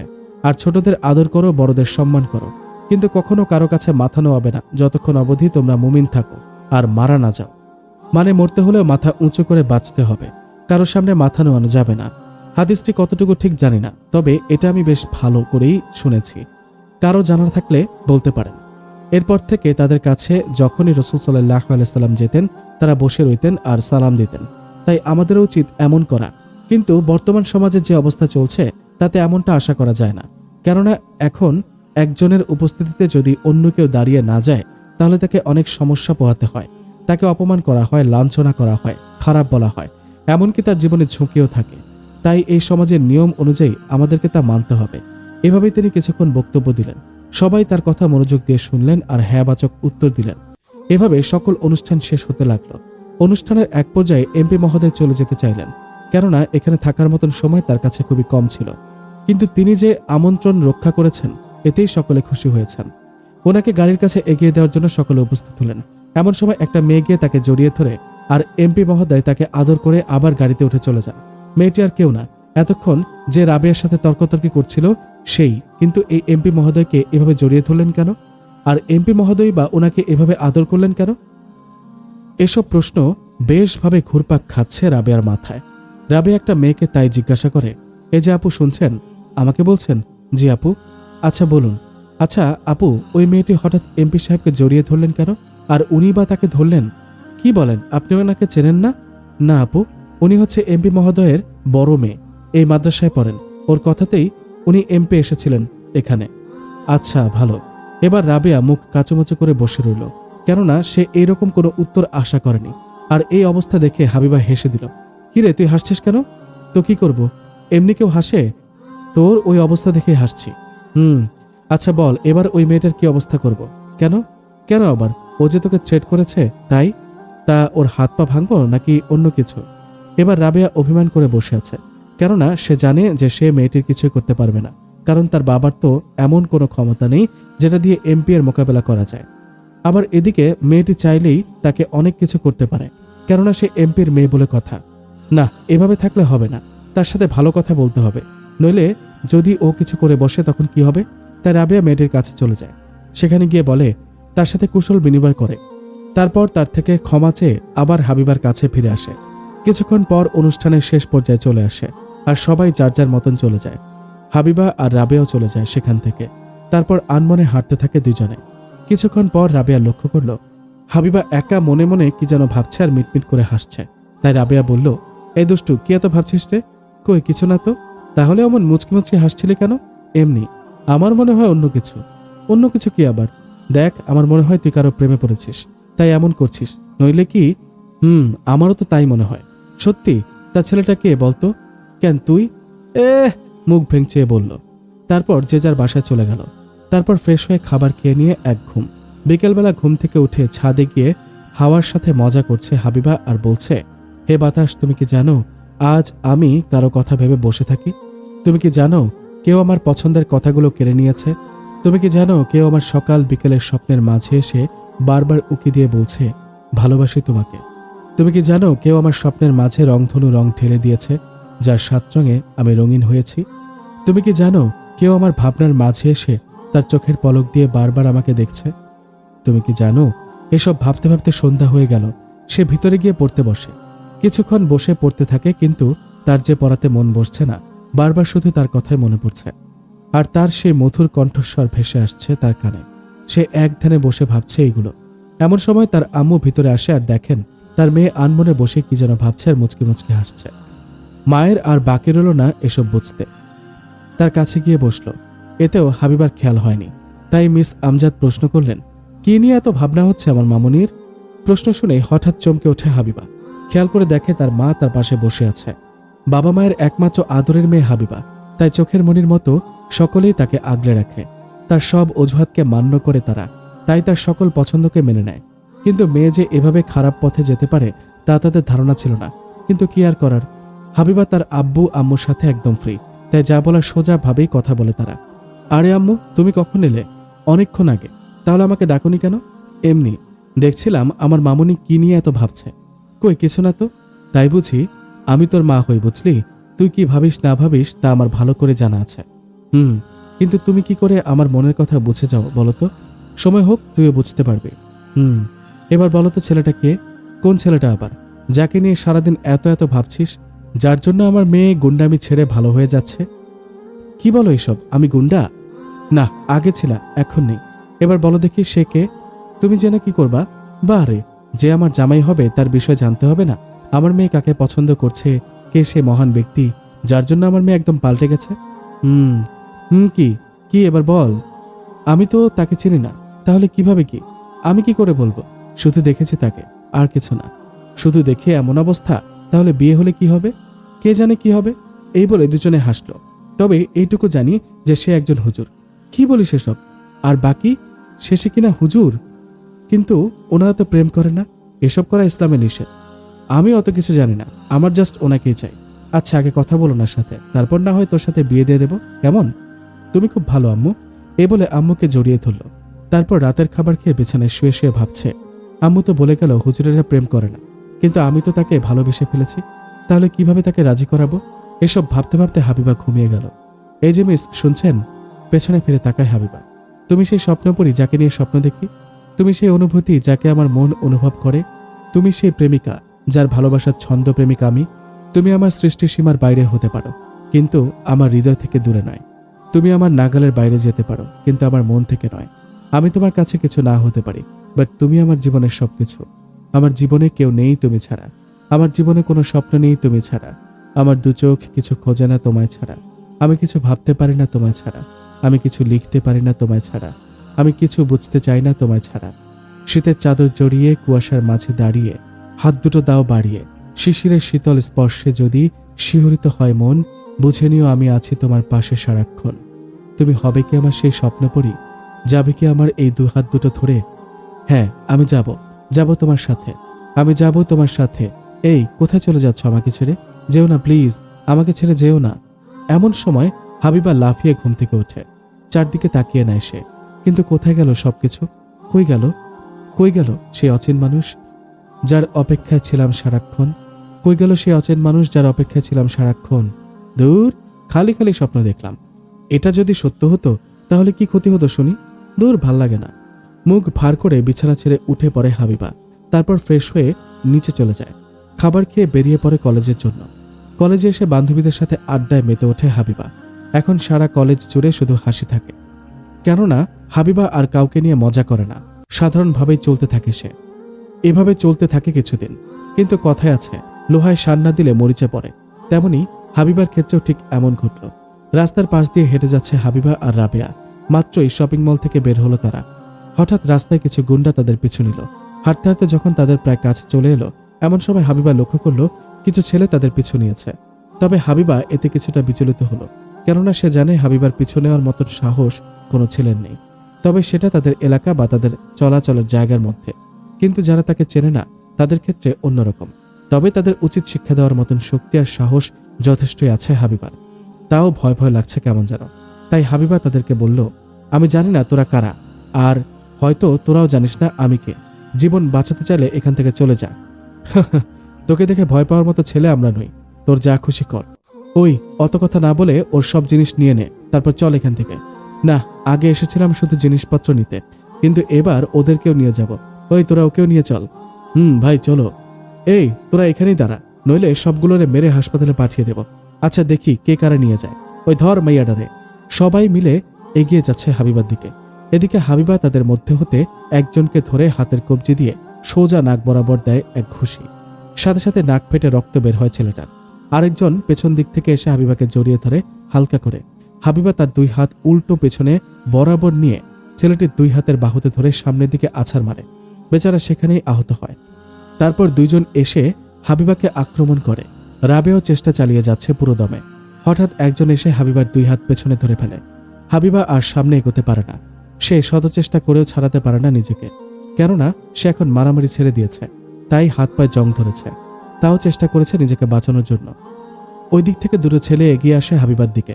তারাও তাকে ধরে আছে। এবার তাকে সবাই মিলে জোর করে নিয়ে যাচ্ছে তাদের সাথে। হাবিবা কিছুই করতে পারছে না। এমন সময় কে যেন ডাক দিল, আপনারা ওনাদেরকে কোথায় নিয়ে যাচ্ছেন ভাইজান? এই, তুই কে রে আমাদের কাছে প্রশ্ন করার? আমি যেই হই না কেন, ওনাদেরকে এক্ষুনি ছেড়ে দিন। ওই, তোরা দেখ, আমার হিরো সাহেব এসেছেন হিরোইনকে বাঁচাতে, তাও আবার একটা হুজুর। এই যে হুজুর, আপনি গিয়ে নিজের কাজ করুন, এখানে আকবারই আপনার কোনো কাজ নেই। আগে ওনাদের ছেড়ে দিন, তারপর না হয় যাব। ওই, তুই যাবি নাকি অন্য ব্যবস্থা নিতে হবে? তাহলে তাই করুন। দুইটা ছেলে সাকিবের দিকে আসছে। হাবিবা আর রাবেয়া দাঁড়িয়ে তাদের কাজ দেখছিল আর নিজেদেরকে ছাড়িয়ে নেওয়ার চেষ্টা করছে। ছেলে দুটি এসেই সাকিবকে দুই দিক থেকে দুটি ঘুষি মারে। সাকিব নিচের দিকে বসে পড়ে আর ছেলে দুটির হাত একে অপরকে মেরে তারা নিজেরাই ব্যথা পায়। সাকিব এবার নিচ থেকে তাদের দুইজনকে দুই দিকে ধাক্কা মারে। একজন গিয়ে পরে ধানের খেতে, আরেকজন রাস্তায় গিয়ে আঘাত পায়। সাকিব এবার হাবিবার হাত ধরে টেনে নিয়ে যেতে থাকে। পেছন দিক থেকে একজন তার পাঞ্জাবির কলার টেনে ধরে। সাকিব তাকে টেনে হাবিবাকে সামনে নিয়ে আসেন আর পেছন দিকে বারবার ঘুরে ছেলেটার গাল বরাবর এক থাপ্পড় দেয়। ছেলেটা সোজা হাওয়ার ওপর এক চক্কর খেয়ে 3 মিটার দূরে গিয়ে পড়ে। সবাই বিস্ময়ের সাথে তাকিয়ে আছে সাকিবের দিকে। আরেকটা ছেলে এসে তাকে লাঠি দিয়ে আঘাত করতে চায়, কিন্তু সাকিব লাঠিটি ধরে ফেলে আর সেটা দিয়ে তার পিঠ বরাবর কষে এক বাড়ি মারে। ছেলেটা ব্যথা সামলাতে না পেরে সেখানে অজ্ঞান হয়ে যায় পিঠ বাঁকা করে। তার এই মায়ের দৃশ্য দেখে সবাই খুব ভয় পেয়ে যায়, তাই সেখানে থেকে পালাতে থাকে। সাকিব বলল, ওই দাঁড়া সবাই, এখন কোথায় যাস? নিজে বাঁচলে বাপের নাম, আগে নিজে বাঁচি তারপর। এদেরকেও নিয়ে যা, হাসপাতালে ভর্তি করে দিস। আর জীবনে যদি কখনো কারো দিকে হাত বাড়াস তো ওই পালা সবাই, নইলে আবার খাইতে হবে।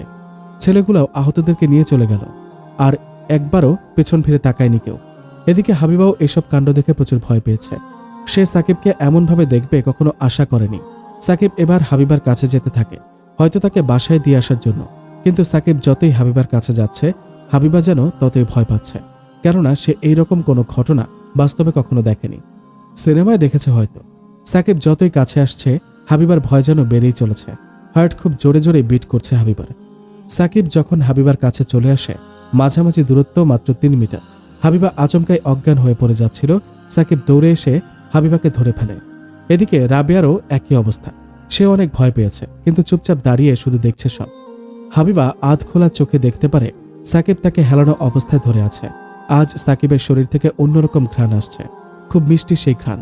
কিন্তু আর বেশিক্ষণ থাকতে পারল না, অচেতন হয়ে গেল সে। এদিকে সাকিব ভাবছে, দূর, কি যে ঝামেলায় পড়ি বারবার। এই মেয়ের আর খেয়ে দেয়ে কাজ নেই, শুধু আমার সামনে আসে আর এখানেই অজ্ঞান হয়ে যায়, যত সব। রাবেয়া অনতি দূরে দাঁড়িয়ে আছে। সাকিবকে কিছু বলার সাহস পাচ্ছে না রাবেয়া। এমন সময় সাকিব বলল, ওখানে দাঁড়িয়ে না থেকে এখানে আসুন, ওনাকে হাসপাতালে নিয়ে যাই। হ্যাঁ চলুন। কিন্তু কিভাবে নিয়ে যাব? উনি তো অজ্ঞান হয়ে আছেন। কেন, কোলে করে নিয়ে চলেন না? এভাবে নিলে মানুষ খারাপ ভাববে। মানুষ খারাপ ভাববে দেখে আপনি ওনাকে এভাবে নিয়ে যাবেন? না, আমি আসলে তা বলিনি।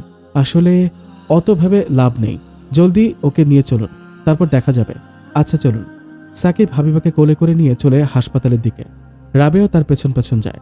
সেখানে এসে হাবিবাকে অ্যাডমিট করিয়ে ডাক্তারকে খবর দেয়। ডাক্তার ভেতরে গিয়ে হাবিবাকে চেক আপ করছে। তারপর বাইরে এসে বলেছে, রোগীর তেমন কিছু হয়নি, জাস্ট অজ্ঞান হয়ে গিয়েছিল। আচ্ছা, তা ওনার কি জ্ঞান ফিরেছে? না, তবে কিছুক্ষণ পরই ফিরবে। তুমি তো সাকিব, তাই না? জি। তুমি তো সেদিন হাবিবাকে বাঁচিয়েছিলে, তা আজ কি হয়েছিল? এরপর সাকিব আর রাবেয়া ডাক্তারকে সব ঘটনা খুলে বলল। ডাক্তার বলল, তোমাকে যে কি বলে ধন্যবাদ দেব, তুমি আবারও মেয়েটিকে বাঁচালে। না, তেমন কিছু না। আচ্ছা, ওনার বাড়ির লোককে খবর পাঠান। আর আজ আমি আসি, কেমন? না, আজ তুমি যেতে পারবে না। সেদিন তো চলে গিয়েছিলে, তবে আজ তোমাকে যেতে দেব না। আগে ওনার বাড়ির লোক আসুক, তোমাকে দেখুক, তারপর যাবে। কিন্তু কোনো কিন্তু না, আজ অন্তত থাকো। আচ্ছা। এসব শুনে রাবেয়া বলল, আপনি সেদিন হাবিবাকে বাঁচিয়েছিলেন বুঝি? না, আমি শুধু আমার দায়িত্ব পালন করেছি মাত্র। ওই একই কথা। আচ্ছা, আপনি হাবিবার কাছে গিয়ে বসুন, আমি আসছি। কেন, ওখানে গিয়ে কি হবে? হাবিবা একা আছে আর যে কোনো সময় জ্ঞান ফিরতে পারে, তাই আপনি ওখানে গিয়ে বসুন, আমি আসছি। আচ্ছা। সাকিব হাবিবার কেবিনে গিয়ে বসে আছে, তবে অন্যদিকে মুখ করে, মাথা নিচু করে।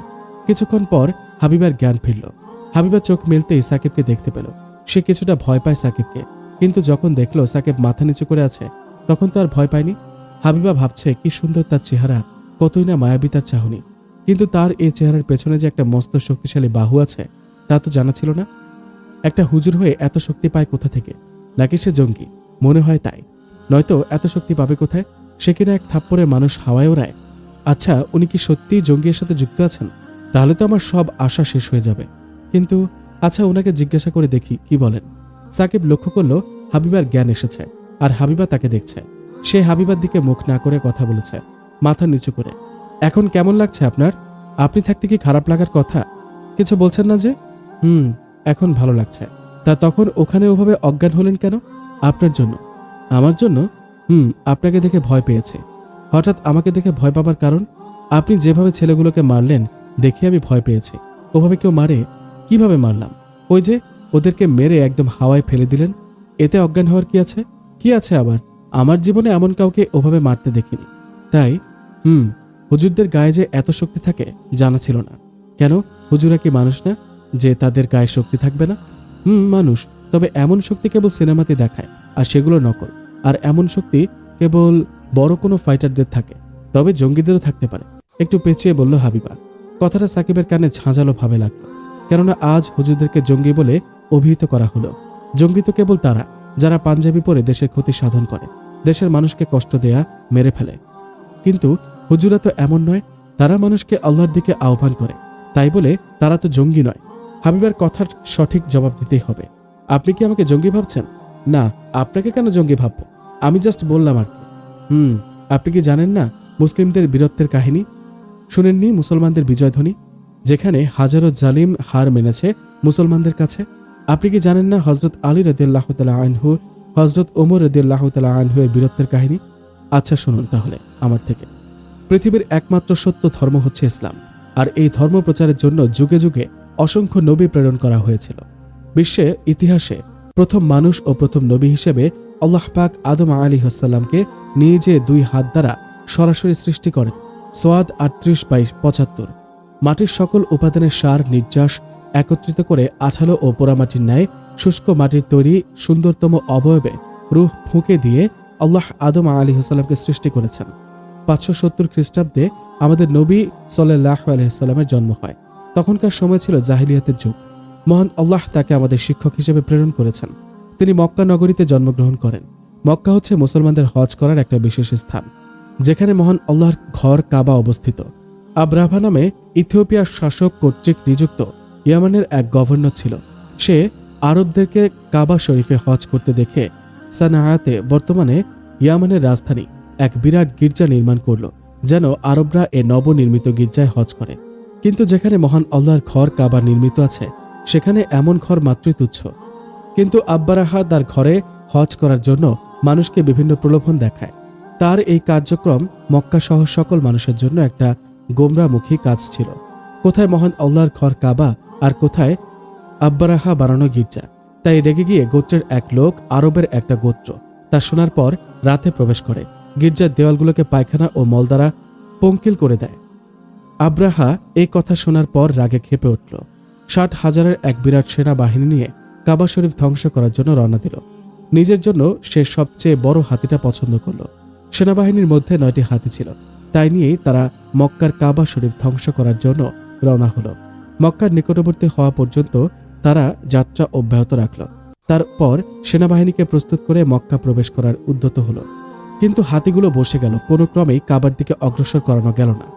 যখন তারা হাতিকে কাবার বিপরীত দিকে অগ্রসর করাতো, দ্রুত সেদিকে অগ্রসর হতো, কিন্তু কাবার দিকে অগ্রসর করাতে চাইলে বসে পড়ত। এমত অবস্থায় আল্লাহ তাদের প্রতি প্রেরণ করেন ঝাঁকে ঝাঁকে আবাবিল পাখি, যা তাদের ওপর পাথরের টুকরা নিক্ষেপ করা শুরু করে দিয়েছিল। অতঃপর তাদেরকে ভক্ষিত ভৃণ সদৃশ্য করে দেয়া হয়। প্রত্যেক পাখি 3টি করে পাথর বহন করছিল, একটি পাথর ঠোঁটে আর 2টি পায়ে। পাথর দেহে পড়া মাত্র দেহের সব অঙ্গ প্রত্যঙ্গ টুকরো টুকরো হয়ে যেত। যারা পলায়ন করে তারাও পথে মৃত্যুর ছোবল থেকে রক্ষা পায়নি। আব্রাহা এমনই একটি রোগে আক্রান্ত হয়, যার ফলে তার সব আঙ্গুল পড়ে যায় এবং সে সানায় পাখির ছানার মতো পৌঁছল এবং সেখানে মৃত্যু হল। কুরাইশরা গিরিপথে বিক্ষিপ্ত হয়ে গিয়েছিল এবং সেনাবাহিনীর ভয়ে পর্বতে আশ্রয় নিয়েছিল। আব্রাহা সেনাবাহিনীর এই অশুভ পরিণামের পর তারা নিরাপদে ঘরে ফিরে আসে। এই ঘটনার প্রায় 50 দিন পর মহানবী সাল্লাল্লাহু আলাইহি সাল্লাম জন্মগ্রহণ করেন। তবে তার কাহিনী যদি এখন শুরু করি, তবে দিন শেষ হয়ে রাত শেষ হবে, রাত শেষ হয়ে দিন হবে। তাই সংক্ষেপে বলছি শুনুন। তার বয়স যখন 40 বৎসর বয়স, তখন হেরা পর্বতের গুহায় একা নির্জন স্থানে মহান আল্লাহ তাকে নবুয়ত দান করেন। তিনি আমাদেরকে আল্লাহর পথে আহ্বান করতে থাকেন, কিন্তু তাকে থামানোর জন্য হাজারো জালিম এগিয়ে আসে। প্রথম দিকে ইসলাম গোপনে প্রচার শুরু হয়, কিন্তু যখন হযরত ওমর রাদিয়াল্লাহু তাআলা আনহু ইসলাম গ্রহণ করেন, তখন থেকে প্রকাশ্যে শুরু হয়। আর এই দেখে মক্কার কুরাইশরা সহ্য করতে পারেনি। তার মুসলমানদেরকে কষ্ট দিতে থাকে, শাস্তি দিতে থাকে। তারা মুসলমানদের ওপর চরম নির্যাতন করতে থাকে, কিন্তু তারা প্রতিবাদ জানায় না যতক্ষণ না আল্লাহ হুকুম করেন। একসময় মহান আল্লাহর আদেশে সবাই হিজরত করে মদিনায় চলে যায়। তারপর শুরু হয় জালিমদের বিরুদ্ধে যুদ্ধ। মহান আল্লাহর আদেশে যুদ্ধ শুরু হয়। ঐতিহাসিকভাবে অনেক যুদ্ধ হয়েছে, আর সে সকল যুদ্ধে অংশ নিয়ে মুসলমানদের বিজয় আর সাফল্য সারা দুনিয়াকে পেছনে ফেলে রেখেছে। কেননা এই ধর্ম একমাত্র সত্য ধর্ম। 624 খ্রিস্টাব্দ 13ই মার্চ একটি বিশাল যুদ্ধ সংঘটিত হয়, যার পক্ষদল ছিল মুসলমান আর বিপক্ষ ছিল আবু জাহেল বাহিনী। আবু জাহেল যুদ্ধে অংশ নেওয়ার জন্য 1000 সৈন্য নিয়ে মদিনা আক্রমণের উদ্দেশ্যে রওনা হলো, আর এদিকে মুসলমান বাহিনীতে মাত্র 311 জন সৈন্য নিয়ে যাত্রা শুরু করলো। মদিনা থেকে প্রায় 80 মাইল দূরে বদর প্রান্তরে যুদ্ধ শুরু হলো, আর এই যুদ্ধে মুসলমানেরা বিজয় আনলো, কেননা আল্লাহ তাদের সহায়ক ছিল। তখন মাত্র 313 জন সাহাবাদের গায়ে কত শক্তি ছিল আপনি বুঝতে পেরেছেন, যে কিনা অনেক বড় বাহিনীকে হারিয়েছে। 627 খ্রিস্টাব্দ 31শে মার্চ একটি যুদ্ধ সংঘটিত হয়, আর এতে কুরাইশদের সাথে মুসলমানদের সংঘর্ষ হয়। কুরাইশ নেতা আবু সুফিয়ান যুদ্ধে অংশ নেওয়ার জন্য 10,000 জন সৈন্য নিয়ে মদিনার খন্দর পাড়ের দিকে রওনা হয়, আর মুসলমান তখন 3000 সৈন্য নিয়ে তাদের মোকাবেলা করে। যেখানে তাদের অসংখ্য জালিম, সেখানে মাত্র সামান্য মুসলিম এত বড় যুদ্ধ জিতে নিল, কেননা তারা আল্লাহর সাহায্য কামনা করেছিল। তখন হুজুরদের শক্তি কত ছিল জানা আছে? নাখলার যুদ্ধ, উহুদের যুদ্ধ, হুদাইবিয়ার সন্ধি, মুতার যুদ্ধ, হারবুল ফিজার, হুনায়নের যুদ্ধ, তাবুকের যুদ্ধ, মক্কা বিজয়, রিদ্দার যুদ্ধ, পারস্য অভিযান, সিরিয়া অভিযান, বুয়াইবের যুদ্ধ, কাদেসিয়ার যুদ্ধ, দামেস্ক অধিকৃত, ইয়ারমুকের যুদ্ধ, জালালুর যুদ্ধ, বসরা ও কুফা প্রতিষ্ঠা, সিফফিনের যুদ্ধ, নাহরাওয়ানের যুদ্ধ, এমন হাজারো যুদ্ধে বিজয় লাভ করেছে মুসলমান, আর এর মূল অভিনেতা ছিল হুজুরদের। তারপর তাদের বাহু শক্তি আর ইমানি শক্তি দিয়ে ইসলামের জন্য কাজ করেছে, আর তাই বলতে পারি হুজুরাও শক্তিতে কম নয়। তারা চাইলেই এখনই সারা বিশ্ব জয় করতে পারে আল্লাহর হুকুমে। তাই হুজুরদেরকে জঙ্গি বলা যাবে না। মনে রাখবেন, আপনার জন্ম নেওয়া থেকে মৃত্যুর পরও হুজুরদের সাহায্য ছাড়া চলবে না, আর এই হুজুরদেরকে কখনো অসম্মান করবেন না। সাকিবের প্রতিটি কথা মনোযোগ সহকারে শুনছিল হাবিবা। কত না মিষ্টি তার কণ্ঠ, কত সুন্দরভাবে কথা বলতে পারেন তিনি। ইসলাম সম্পর্কে বিশেষ জ্ঞান হাবিবার নেই, সে ইসলামের ব্যাপারে খুব কমই জানে। তবে আজ সে যা জানল তাতে ইসলামের ওপর তার একটা বিশেষ টান অনুভব করে। সে মনে মনে সিদ্ধান্ত নেয় যে ইসলামের সকল কিছু পালন করবে আর সাকিবের সাথে বিবাহ বন্ধনে আবদ্ধ হবে। কিন্তু সাকিব কি তাকে মেনে নেবে? আচ্ছা, আজ আমি তাহলে আসি। আর হ্যাঁ, এমন করে একা একা রাস্তায় চলা ঠিক না। দেখলেনই তো কি হতে যাচ্ছিল। বিধায় হাতে জং ধরেছিল, তাই কিছু করতে পারেনি, নইলে দেখিয়ে দিতাম আমি কে। কিছু বলছেন? না, কিছু না। আচ্ছা, আপনি বরং আব্বু আসা অবধি অপেক্ষা করুন, তারপর না হয়ে যাবেন। আচ্ছা, আমি বাহিরে আছি। সাকিব বাহিরে চলে গেল, আর হাবিবা আনমনে সাকিবের কথায় ভাবছে, ছেলেটা কত সুন্দর করে ইসলামের ব্যাখ্যা দিতে পারে। কাউকে যদি জীবনসঙ্গী বানাই তাহলে একেই বানাবো, নয়তো আর কাউকে নয়। কিছুক্ষণ পর হাবিবার আব্বু আম্মু আসলো আর সাকিবের সাথে দেখা করলো। আসসালামু আলাইকুম আঙ্কেল। ওয়ালাইকুম আসসালাম। তুমি কে? আমজাদ সাহেব বললেন, ওই আপনার মেয়েকে এখানে নিয়ে এসেছে, আর সেদিন যে ছেলেটির কথা বলেছিলাম এটাই সে ছেলে। তার মানে তুমি সাকিব? জি। তুমি অনেক ভালো মনের মানুষ, আমার মেয়েকে 2 বার বাঁচিয়েছ। তোমাকে ধন্যবাদ দিয়ে ছোট করব না, আল্লাহ তোমার ভালো করুন। জি, শুক্রিয়া। আচ্ছা, তুমি কি করো, পড়াশোনা নাকি চাকরি? আমি পড়াশোনা করি, এবছর পরীক্ষা দেব। আচ্ছা, তাহলে শোনো, এই কার্ডটা রাখো, আর তোমার পড়া শেষ হলে আমাদের অফিসে এসে অ্যাপ্লাই করবে, তোমার চাকরির ব্যবস্থা করা থাকবে। তুমি যদি কাজে জয়েন করতে চাও চলে এসে এখানে, কেমন? আর হ্যাঁ, যে কোনো সমস্যায় পড়লে আমাকে জানাতে ভুলো না, কেমন? আচ্ছা। সবচেয়ে বড় সমস্যা তো আপনার মেয়ে, মনে মনে বলল। আচ্ছা, এবার তুমি চাইলে যেতে পারো, কেমন? জি আঙ্কেল। আসসালামু আলাইকুম। ফি আমানিল্লাহ। ওয়ালাইকুম আসসালাম। সাকিব চলে গেল, আর আমজাদ সাহেব কেবিনের ভেতরে গেল। কেমন আছো মামুনি? ভালো আছি। তা কি হয়েছিল তোমার সাথে আমাকে বলো, ওদের সবাইকে দেখে নেব। তারপর হাবিবা তার আব্বুকে সবকিছু খুলে বলে। এবার বুঝেছ? বুঝলাম। কতবার বললাম যে এমন করে রাস্তায় ঘুরে বেড়ালে সমস্যা হতে পারে, কিন্তু আমার কথায় কে দাম দেয় শুনি? হাবিবার আম্মু অভিমানের সুরে বলল। আচ্ছা, এবার থেকে তোমার ওই আঁচলের মাঝে লুকিয়ে থাকবো, কেমন? তাই থাকবি। আচ্ছা, এবার রেস্ট নাও, বিকালে চলে এসো বাসায়। আচ্ছা। ওনারা সবাই চলে গেল। হাবিবা বসে বসে ভাবছে কি করবে সে। আচ্ছা, আব্বুকে বললে কি রাজি হবে? যদি রাজি না হয় তাহলে সে মরে যাবে। সাকিবকে ছাড়া বাঁচবে না হাবিবা। যে করেই হোক আমাকে সাকিবকে পেতেই হবে। বিকেলে হাবিবা সাসপেন্স লেটার নিয়ে বাসায় চলে আসে। বাসা থেকে গাড়ি পাঠানো হয়েছিল, তাই করে এসেছে। বাসায় এসে নিজের রুমে শুয়ে আছে হাবিবা। মনে মনে ভাবছে, আচ্ছা, আব্বুকে আজ বলেই দেব সত্যিটা, দেখি আব্বু কি করে, তারপর সাকিবকে জানাবো। একটু পর হাবিবার আম্মু এসে হাবিবাকে ডেকে যায় ডিনার করার জন্য, কেননা হাবিবা আবার ডিনার করার পর রাতে একদম খেতে চায় না, তাই এই অবস্থা। হাবিবা খাবার টেবিলে বসে আছে, হাবিবার আম্মু খাবার বেড়ে দিচ্ছে। হাবিবা একটু আনমনে আছে, তাই দেখে আমজাদ সাহেব বললেন, কি মামুনি, খাচ্ছ না কেন? খারাপ লাগছে নাকি এখনো? না আব্বু, এমনি। না, কিছু তো একটা হয়েছে আমার মামুনি। তা কি বলা যাবে? আব্বু, একটা কথা বলি। একটা কেন, হাজারটা বলো, কি বলবে? আসলে আব্বু। কি বলো? আসলে কি হলো, এত লজ্জা পাচ্ছ কেন? আসলে তুমি রাগ করবে না তো? না, রাখবো না। এবার বলো তো মামুনি, কি এমন কথা যেটা তুমি বলতেও লজ্জা পাচ্ছ? আসলে আব্বু, আমি আমি আমি কি আমি একজনকে ভালোবাসি, আর তাকে ছাড়া আমি বাঁচব না। আমি তার জন্য সবকিছু করতে পারবো। আমি তাকে। মাথা নিচু করে ভয়ে ভয়ে বসে আছে হাবিবা। লজ্জা আর ভয় দুটোই তাকে গ্রাস করেছে। এটুকু বলতেই হাঁপিয়ে গেছে সে। কে সে ছেলে? একটু কড়াভাবে বলল আমজাদ সাহেব। হাবিবা একটু ভয় পেয়ে গেল, কেননা হাবিবা কখনো তার আব্বুর মুখে কড়া কথা শোনেননি, অন্তত তার পক্ষে কথা বলার সময়। সাকিব? কোন সাকিব? যে আমাকে বাঁচিয়েছিল, সেই সাকিব। তুমি ভাবলে কি করে তোমার এই আবদার আমি মেনে নেব? সামান্য 2 বার বাঁচানোর জন্যই একজনকে ভালোবাসতে হবে? ও একটা নিম্নবিত্ত পরিবারের ছেলে, আর তুমি কিনা তাকেই ভালোবেসেছ। কিন্তু আব্বু, কোনো কিন্তু নয়, এই অবধি তোমার সব আবদার মেনে নিয়েছে। তাই বলে এই না যে এই আবদার পূরণ করতে হবে। ও একটা সামান্য ছেলে, আর তুমি হচ্ছ এই দেশের নামকরা একজন বিজনেসম্যানের মেয়ে। আর তাছাড়া ওর কোনো যোগ্যতা নেই তোমাকে পাবার। আর তাছাড়া ও একজন হুজুর মানুষ, আর ওর ইনকামই বা কত? তুমি এখানে যেমন সুখী আছো, সেখানে এমন সুখ পাবে না।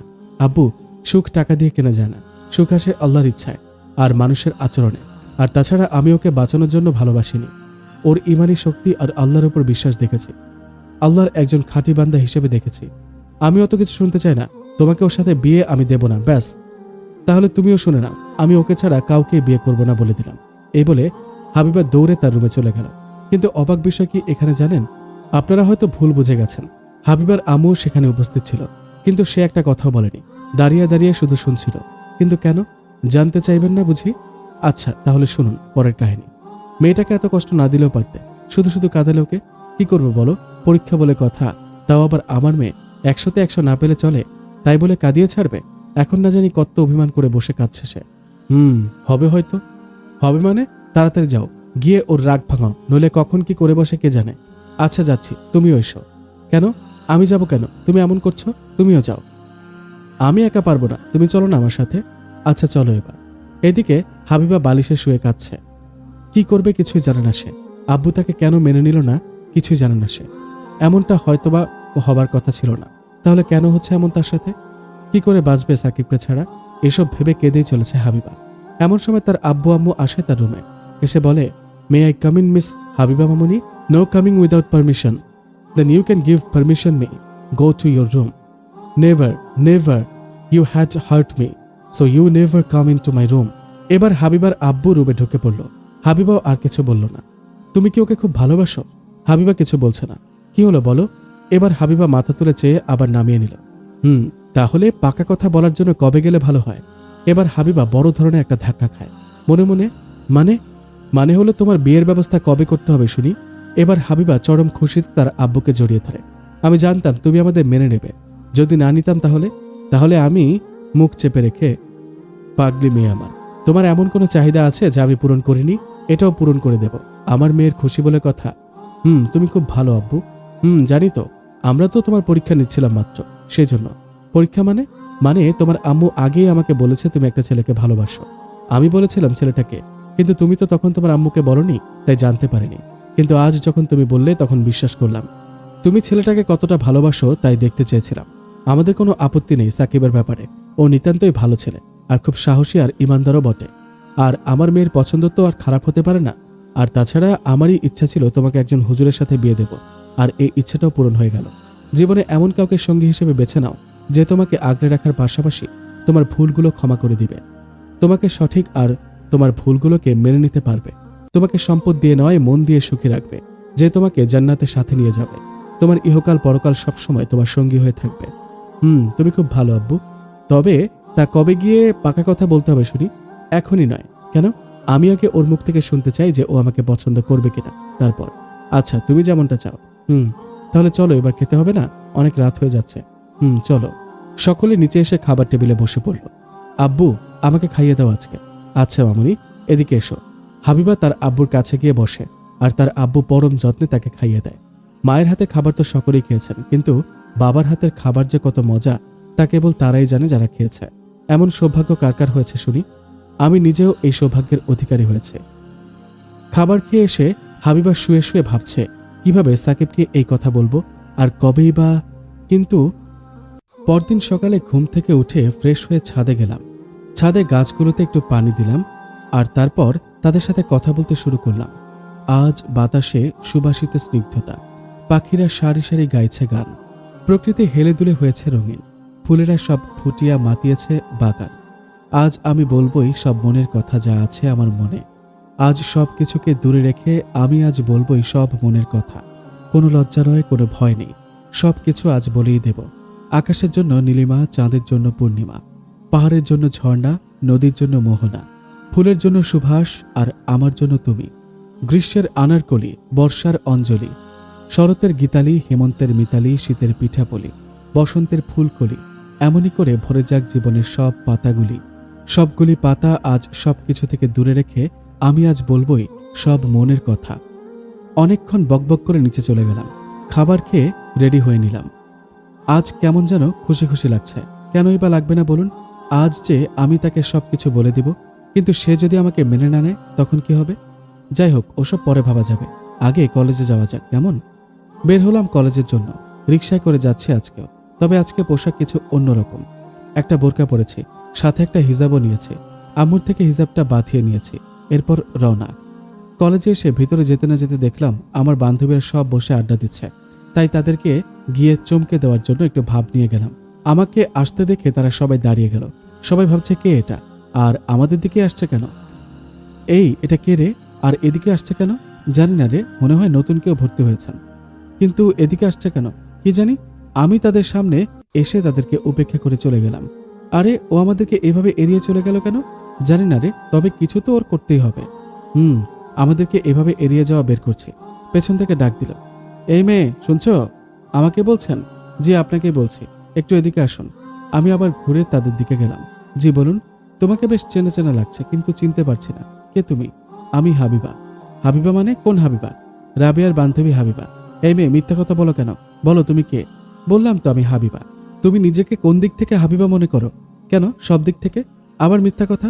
আমাদের হাবিবা এসব বোরকা টোরকা পরে না, কিন্তু তুমি তো পরেছ। তাহলে তুমি কোন দিক থেকে হাবিবা? আমি যদি হাবিবা হই তাহলে কি করবেন? ঠিক আছে, তুমি যা বলবে আমরা তাই করব, কিন্তু তুমি যদি হাবিবা না হও তাহলে আমরা যা বলবো তাই করতে হবে কিন্তু। আচ্ছা। এই বলে হাবিবা নিজের বোরখা হতে মুখ খুলে ফেলল। সাথে সাথে ওর বান্ধবীদের চেহারা মলিন হয়ে গেল। এবার কি হবে? একবার হাবিবার সাথে এমন বাজি ধরে হেরে গিয়েছিল, তখন হাবিবা ওদের যে কি নাস্তানাবুদ করেছিল তা না বলাই ভালো। কিন্তু এবার কি করবে ওরা?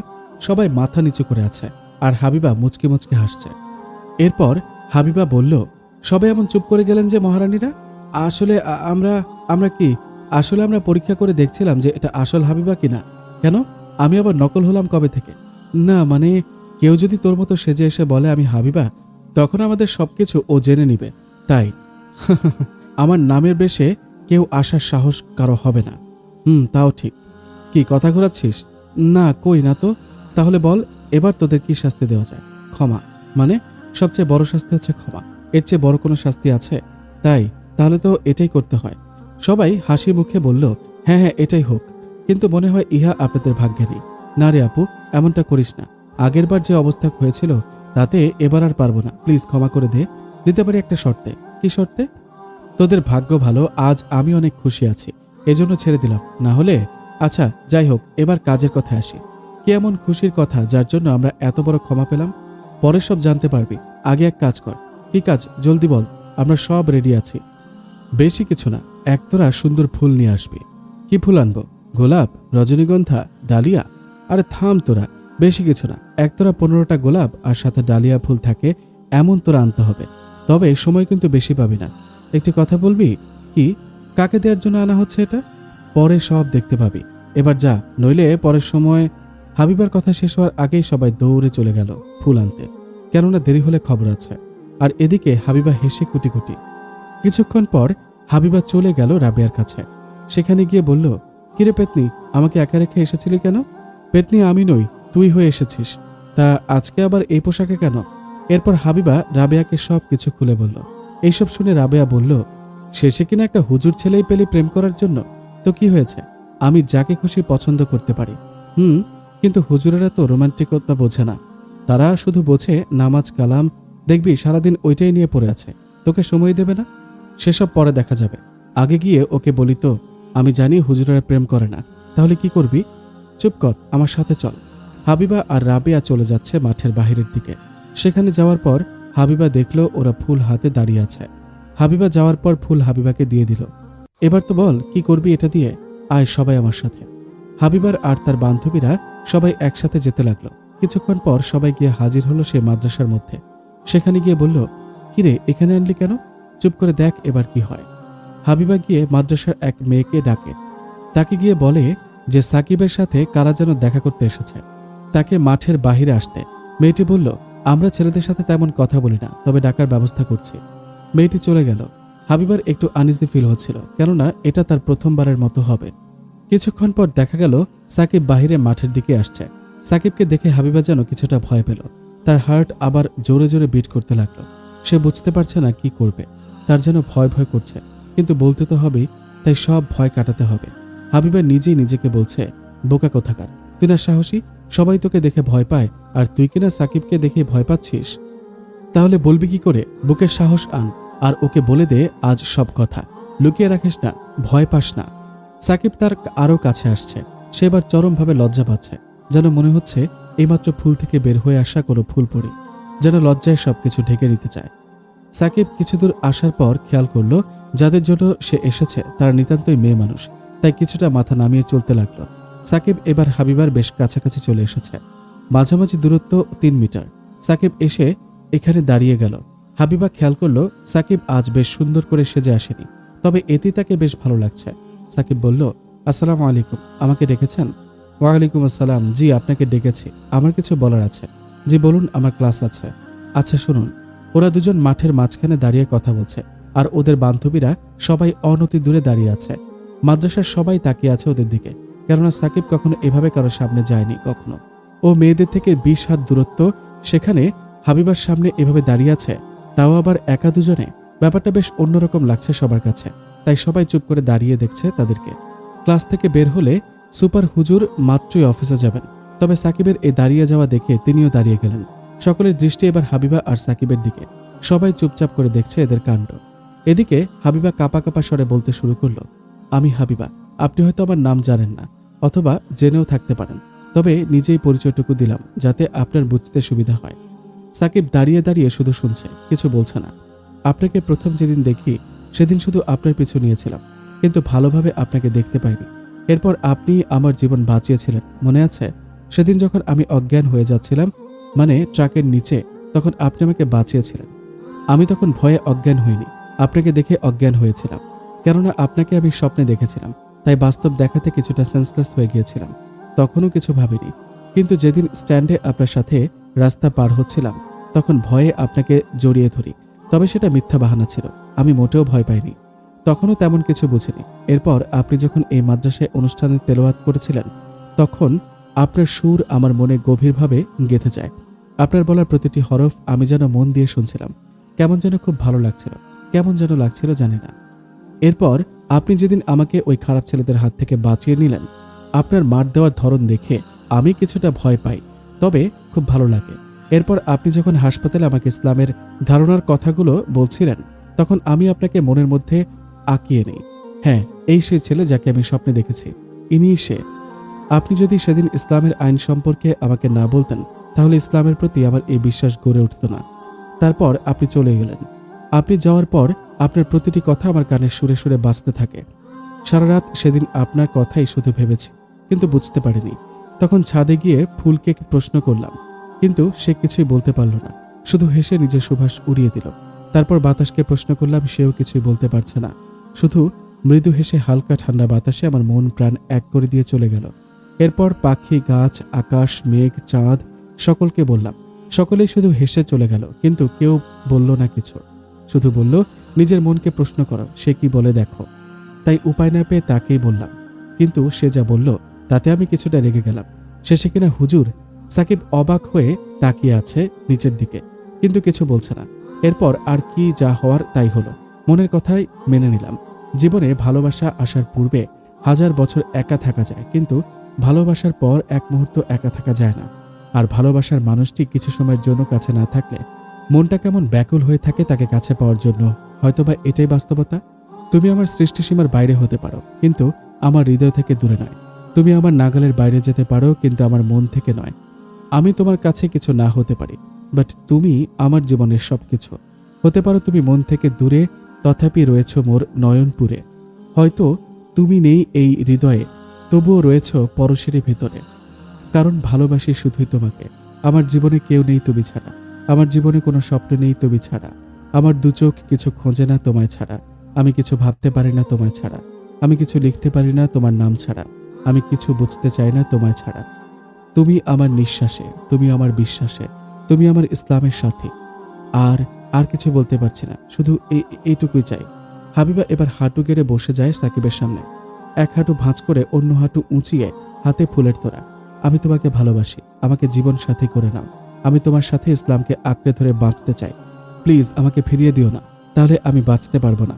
অনেক কষ্টে আমি একজনকে খুঁজে পেয়েছি, আর তার সাথেই জীবনের পথ চলতে চাই। প্লিজ আমাকে ফিরিয়ে দিও না। তুমি যা বলবে আমি তাই করব, প্লিজ আমাকে মেনে নাও। সবাই শুধু দাঁড়িয়ে দাঁড়িয়ে এতক্ষণ দেখছিল, কিন্তু এই অবস্থা দেখে সবাই খুব অবাক হয়ে যায়, কেননা কেউই এমনটা আশা করেনি। সকলে শুধু সাকিবের দিকে তাকিয়ে আছে, ভাবছে সাকিব এবার কি করবে। সে কি মেনে নিবে হাবিবাকে, নাকি তাকে ফিরিয়ে দেবে? মাদ্রাসার সবার নজর এবার সাকিবের দিকে। সাকিবও কিছু ভাবছে, কিন্তু কিছু বলছে না। হাবিবা নিচের দিকে মাথা হেলে বসে আছে। সেও চাইছে সাকিব কিছু বলুক, এরপর মাথা উঠাবে। কিছুক্ষণ পর সাকিব কি যেন ভেবে হাবিবাকে ধরে দাঁড় করালো। এই দেখে সবাই ভাবলো সাকিব হাবিবাকে মেনে নিয়েছে। মাদ্রাসার সবাই অবাক হয়ে তাকিয়ে আছে সাকিবের দিকে। তারা এমনটা আশা করেনি। আপনাদের কি মনে হয়, সাকিব কি হাবিবাকে মেনে নিবে নাকি ফিরিয়ে দেবে? হাবিবা খুশি মনে দাঁড়িয়ে গেল। সুপার সাহেব কিছুই বুঝতে পারল না। সাকিব কি করে এমনটা করতে পারে? সাকিব তো এমন করার মতো ছেলে নয়। তাহলে সাকিব হাবিবাকে উঠিয়ে কিছুটা দূরে চলে গেল, 1 মিটার। এরপর বলা শুরু করলো, আমি জানি না আপনি কি চাইছেন, আর আপনিও জানেন না আমি কি ভাবছি। ইসলামে প্রেম ভালোবাসাকে হারাম ঘোষণা করেছে, আর আমি ইসলামের আইন কানুনকে অমান্য করতে পারবো না। আল্লাহ বলেন, অর্থাৎ তোমরা মুমিন পুরুষদের বলো তারা যেন তাদের দৃষ্টি অবনত রাখে এবং তাদের লজ্জাস্থানে হেফাজত করে, এটাই তাদের জন্য শুদ্ধতর। তারা যা কিছু করে আল্লাহ সে সম্পর্কে পরিপূর্ণ অবগত। এবং মুমিন নারীদেরকে বলো তারা যেন তাদের দৃষ্টি অবনত রাখে এবং তাদের লজ্জাস্থানে হেফাজত করে এবং নিজেদের ভূষণ অন্যদের কাছে প্রকাশ না করে, তবে এমনিতেই যা প্রকাশ পেয়ে যায় সেটার কথা ভিন্ন। এবং তারা যেন তাদের ওড়নার আঁচল নিজ বক্ষদেশে নামিয়ে দেয়। এই 2টি আয়াতে আল্লাহ তাআলা নারীদেরকে নির্দেশ দিয়েছেন যেন তারা ঘরোয়া পরিবেশে পবিত্র জীবনযাপন করে এবং বেগানা পুরুষদের থেকে নিজেদের পরিপূর্ণভাবে সংযত রাখে এবং জাহিলি যুগের নারীদের মতো নিজেদের সৌন্দর্য ও সাজসজ্জা প্রদর্শন না করে বেড়ায়। বর্তমান ফিতনা ফাসাদের ছড়াছড়ির যুগে ব্যাপকভাবে মহিলারা নিজেদের সৌন্দর্য প্রকাশ করে বেড়ায়, যার দ্বারা ফিতনা সৃষ্টির প্রবল আশঙ্কা রয়েছে। আপনি বললেন যে আপনি আমাকে ভালোবাসেন, কিন্তু আমি তো বাসি না। ইসলামে বিবাহ জায়েজ আছে, কিন্তু প্রেম জায়েজ নেই। আর আপনি তো পর্দা করেন না। আপনি হয়তো শয়তানের ধোঁকায় পড়ে এমনটা করছেন, কিন্তু কিছুদিন গেলেই আপনি ঠিক আমাকে ভুলে যাবেন। আপনি যদি সত্যি আমাকে মেনে নিতেন, তাহলে এভাবে সবার সামনে আমাকে অপমান করতেন না। আপনি জানেন আমার সম্পর্কে? আপনি কি জানেন আমি কে আর কেমন ধরনের ব্যক্তি? যে কখনো মেয়েদের সাথে কথাটুকু বলেনি, আজ আপনার জন্য আমার সবকিছু নষ্ট হয়ে গেল। আপনি প্রথম মেয়ে যে আমাকে এভাবে অপমান করলেন। জানেন আপনার জন্য মাদ্রাসার সবাই এখন আমার সম্পর্কে কি ভাববে? আর তাছাড়া মহান আল্লাহ তাআলাও আমাকে ক্ষমা করবেন না। আপনার জন্য বারবার আমার নজর পাপে লিপ্ত হচ্ছে। সেদিন আপনাকে বুঝিয়েছিলাম যাতে আপনি শুধরে যান আর আল্লাহ ভীরু হয়ে যান, কিন্তু আপনি শেষে কিনা আমাকে ঈমানহারা করতে চলেছেন। আমাকে যদি এতই ভালো লাগতো তাহলে আমার বাসায় বিবাহের প্রস্তাব পাঠাতেন, আমি ভেবেচিন্তে সিদ্ধান্ত নিতাম। কিন্তু আপনি তা না করে আমাকে এমন জায়গায় এনে দাঁড় করালেন যেখান থেকে বের হওয়া খুব কঠিন। দয়া করে আপনি আর আমার সামনে আসবেন না, তাহলে আমি আর এখানে থাকবো না। এই বলে সাকিব চলে গেল, আর হাবিবা দাঁড়িয়ে দাঁড়িয়ে কাঁদছে। রাবেয়া এসে বলল, চল বাড়ি চল। হাবিবা কাঁদতে কাঁদতে রাবেয়ার সাথে চলে। আর এদিকে সারা মাদ্রাসায় সাড়া পড়ে গেছে হাবিবা আর সাকিবের ব্যাপারে। সবাই নানান রকম কথা বলছে তাদের ব্যাপারে। ওইদিকে হাবিবা কাঁদতে কাঁদতে বাসার সামনে হাজির হয়। বাসার কলিং বেল বাজতেই তার আম্মু এসে দরজা খুলে দেয়। তার এই অবস্থা দেখে তার আম্মু বলে, কি হয়েছে মামুনি, তুমি কাঁদছো কেন? হাবিবা কিছু না বলে দৌড়ে তার রুমে চলে যায়। হাবিবার আম্মু কিছুই বুঝতে পারে না, কেননা সে কখনোই তার মেয়েকে কাঁদতে দেখেনি। কিন্তু কি এমন হয়েছে যে হাবিবা কেঁদেই বাসায় ফিরল? একটু পর রাবেয়া ভিতরে প্রবেশ করলো। এরপর রাবেয়া হাবিবার আম্মুকে সবকিছু খুলে বলে। হাবিবার আম্মু সবকিছু শুনে রাবেয়াকে শান্ত হতে বললেন আর বললেন, কিছুক্ষণ পর সব ঠিক হয়ে যাবে, এখন তুমি বাসায় চলে যাও। রাবেয়া বাসায় চলে গেল আর হাবিবা রুমে এসে কান্না করে বালিশ ভিজিয়ে চলেছে। এদিকে সাকিব ভাবছে তার এমনটা করা কি উচিত হলো। সে তো অনেক কষ্ট পেয়েছে হয়তো, কিন্তু আমারই বা কি করার। সবার সামনে এমনটা না করলেও পারতো। ওর কথা শুনে মনে হচ্ছে ও আমায় খুব ভালোবাসে, কিন্তু আমি কি ওকে বাসি নাকি না, কিছুই ভাবতে পারছে না সাকিব। একটু পর সুপার হুজুরের ডাক এলো। তাকে অফিসে যেতে বলল। লাব্বাইক হুজুর। আসো। আসসালামু আলাইকুম। ওয়ালাইকুম আসসালাম। হুজুর কি কিছু বলবেন? শোনো, আজ যে ঘটনা কিছুক্ষণ আগে ঘটলো তা আমরা সবাই অবগত আছি, তবে পুরো ঘটনা জানে না কেউ। তুমি কি বলতে পারবে সবকিছু? জি হুজুর। সাকিব তার সাথে ঘটে যাওয়া সবকিছু হুজুরকে বলল। আচ্ছা, তা তোমার এখন কি মতামত এ ব্যাপারে? আমি জানি না হুজুর। এমনটা বললে তো হবে না। আমি যতটুকু বুঝলাম এতে মেয়েটি তোমায় খুব ভালোবাসে, তোমার জন্য সব করতে পারবে। কিন্তু হুজুর, ও তো বেপর্দা। তো কি হয়েছে? সে তো এখন পর্দা করতে চাইছে। আর দেখলে না, তোমার জন্য সে আজ বোরকাও পরেছিল। পর্দার বিধান আসার আগেও ইসলামী বিবাহ জায়েজ ছিল, এবং যারা পরে ধর্ম গ্রহণ করেছে তারাও তো পর্দা করত না, পরে শুরু করেছে। যে হেদায়েত প্রাপ্ত হয় তাকে তার হেদায়েত থেকে বঞ্চিত করা ঠিক না। আর ও যদি তোমার মাধ্যমে হেদায়েত পায় তাহলে তাকে দূর করে কি লাভ? তার চেয়ে বরং তুমি তাকে ইসলামের দিকে আনো, কেমন? কিন্তু হুজুর। কোনো কিন্তু না, আমি তোমাকে অবহিত করলাম। তাকে পর্দা করে তাকে তুমি গ্রহণ করতে পারো। এখন সবকিছু তোমার উপর রইল, তুমি যা মনে করো। তবে নিজের নেক মনের উপর জুলুম করো না। আচ্ছা, আমি ভেবে দেখি। সাকিব সালাম জানিয়ে সুপারের রুম থেকে চলে গেল। বাসায় এসে ফ্রেশ হয়ে নিল, তারপর খাবার খেয়ে একটু ঘুমিয়ে নিল। বিকেলে ঘুম থেকে উঠে নামাজ আদায় করে কিছুক্ষণ বাহিরে ঘুরে আবার নামাজে গেল। নামাজ আদায় করে বাসায় এসে পড়তে বসে। না, আজ পড়ায় কেমন যেন মন বসছে না। কি যে করি। সাকিব মেসে থেকে পড়াশোনা করে, তাই আব্বু আম্মু কেউ পাশে নেই। এখানে যে তাদের সাথে কিছু শেয়ার করবে। কিছুক্ষণ এভাবে থেকে এশার নামাজ আদায় করে খাবার খেয়ে নিল। এরপর বিছানায় চলে গেল। শুয়ে শুয়ে ভাবছে কি করা উচিত আমার এখন। আমি কি তাকে মেনে নেব নাকি তাকে তাড়িয়ে দেব? আমি কি সত্যি তাকে ভালোবাসিনি? কিন্তু আমার মন তো অন্য কিছু বলছে জানো, কিন্তু কি বলছে বুঝতে পারছি না। আচ্ছা, হাবিবা তো বলল সে তার মন কি জিজ্ঞাসা করেছিল, উত্তর পেয়েছে। আচ্ছা, তাহলে আমি কি একবার ট্রাই করব? সাকিব ছাদে চলে গেল। সেখানে গিয়ে কিছুক্ষণ ভাবে, নিজের মনকে প্রশ্ন করে, আমি কি হাবিবাকে পছন্দ করি? মন বলে, তুমি যদি তাকে পছন্দ নাই করতে তাহলে তুমি তাকে নিয়ে এভাবে ভাবতে না। তুমি চাইলে অন্য কারো কথা ভাবতে পারতে, কিন্তু তুমি তার আচরণকে অনুসরণ করেছ।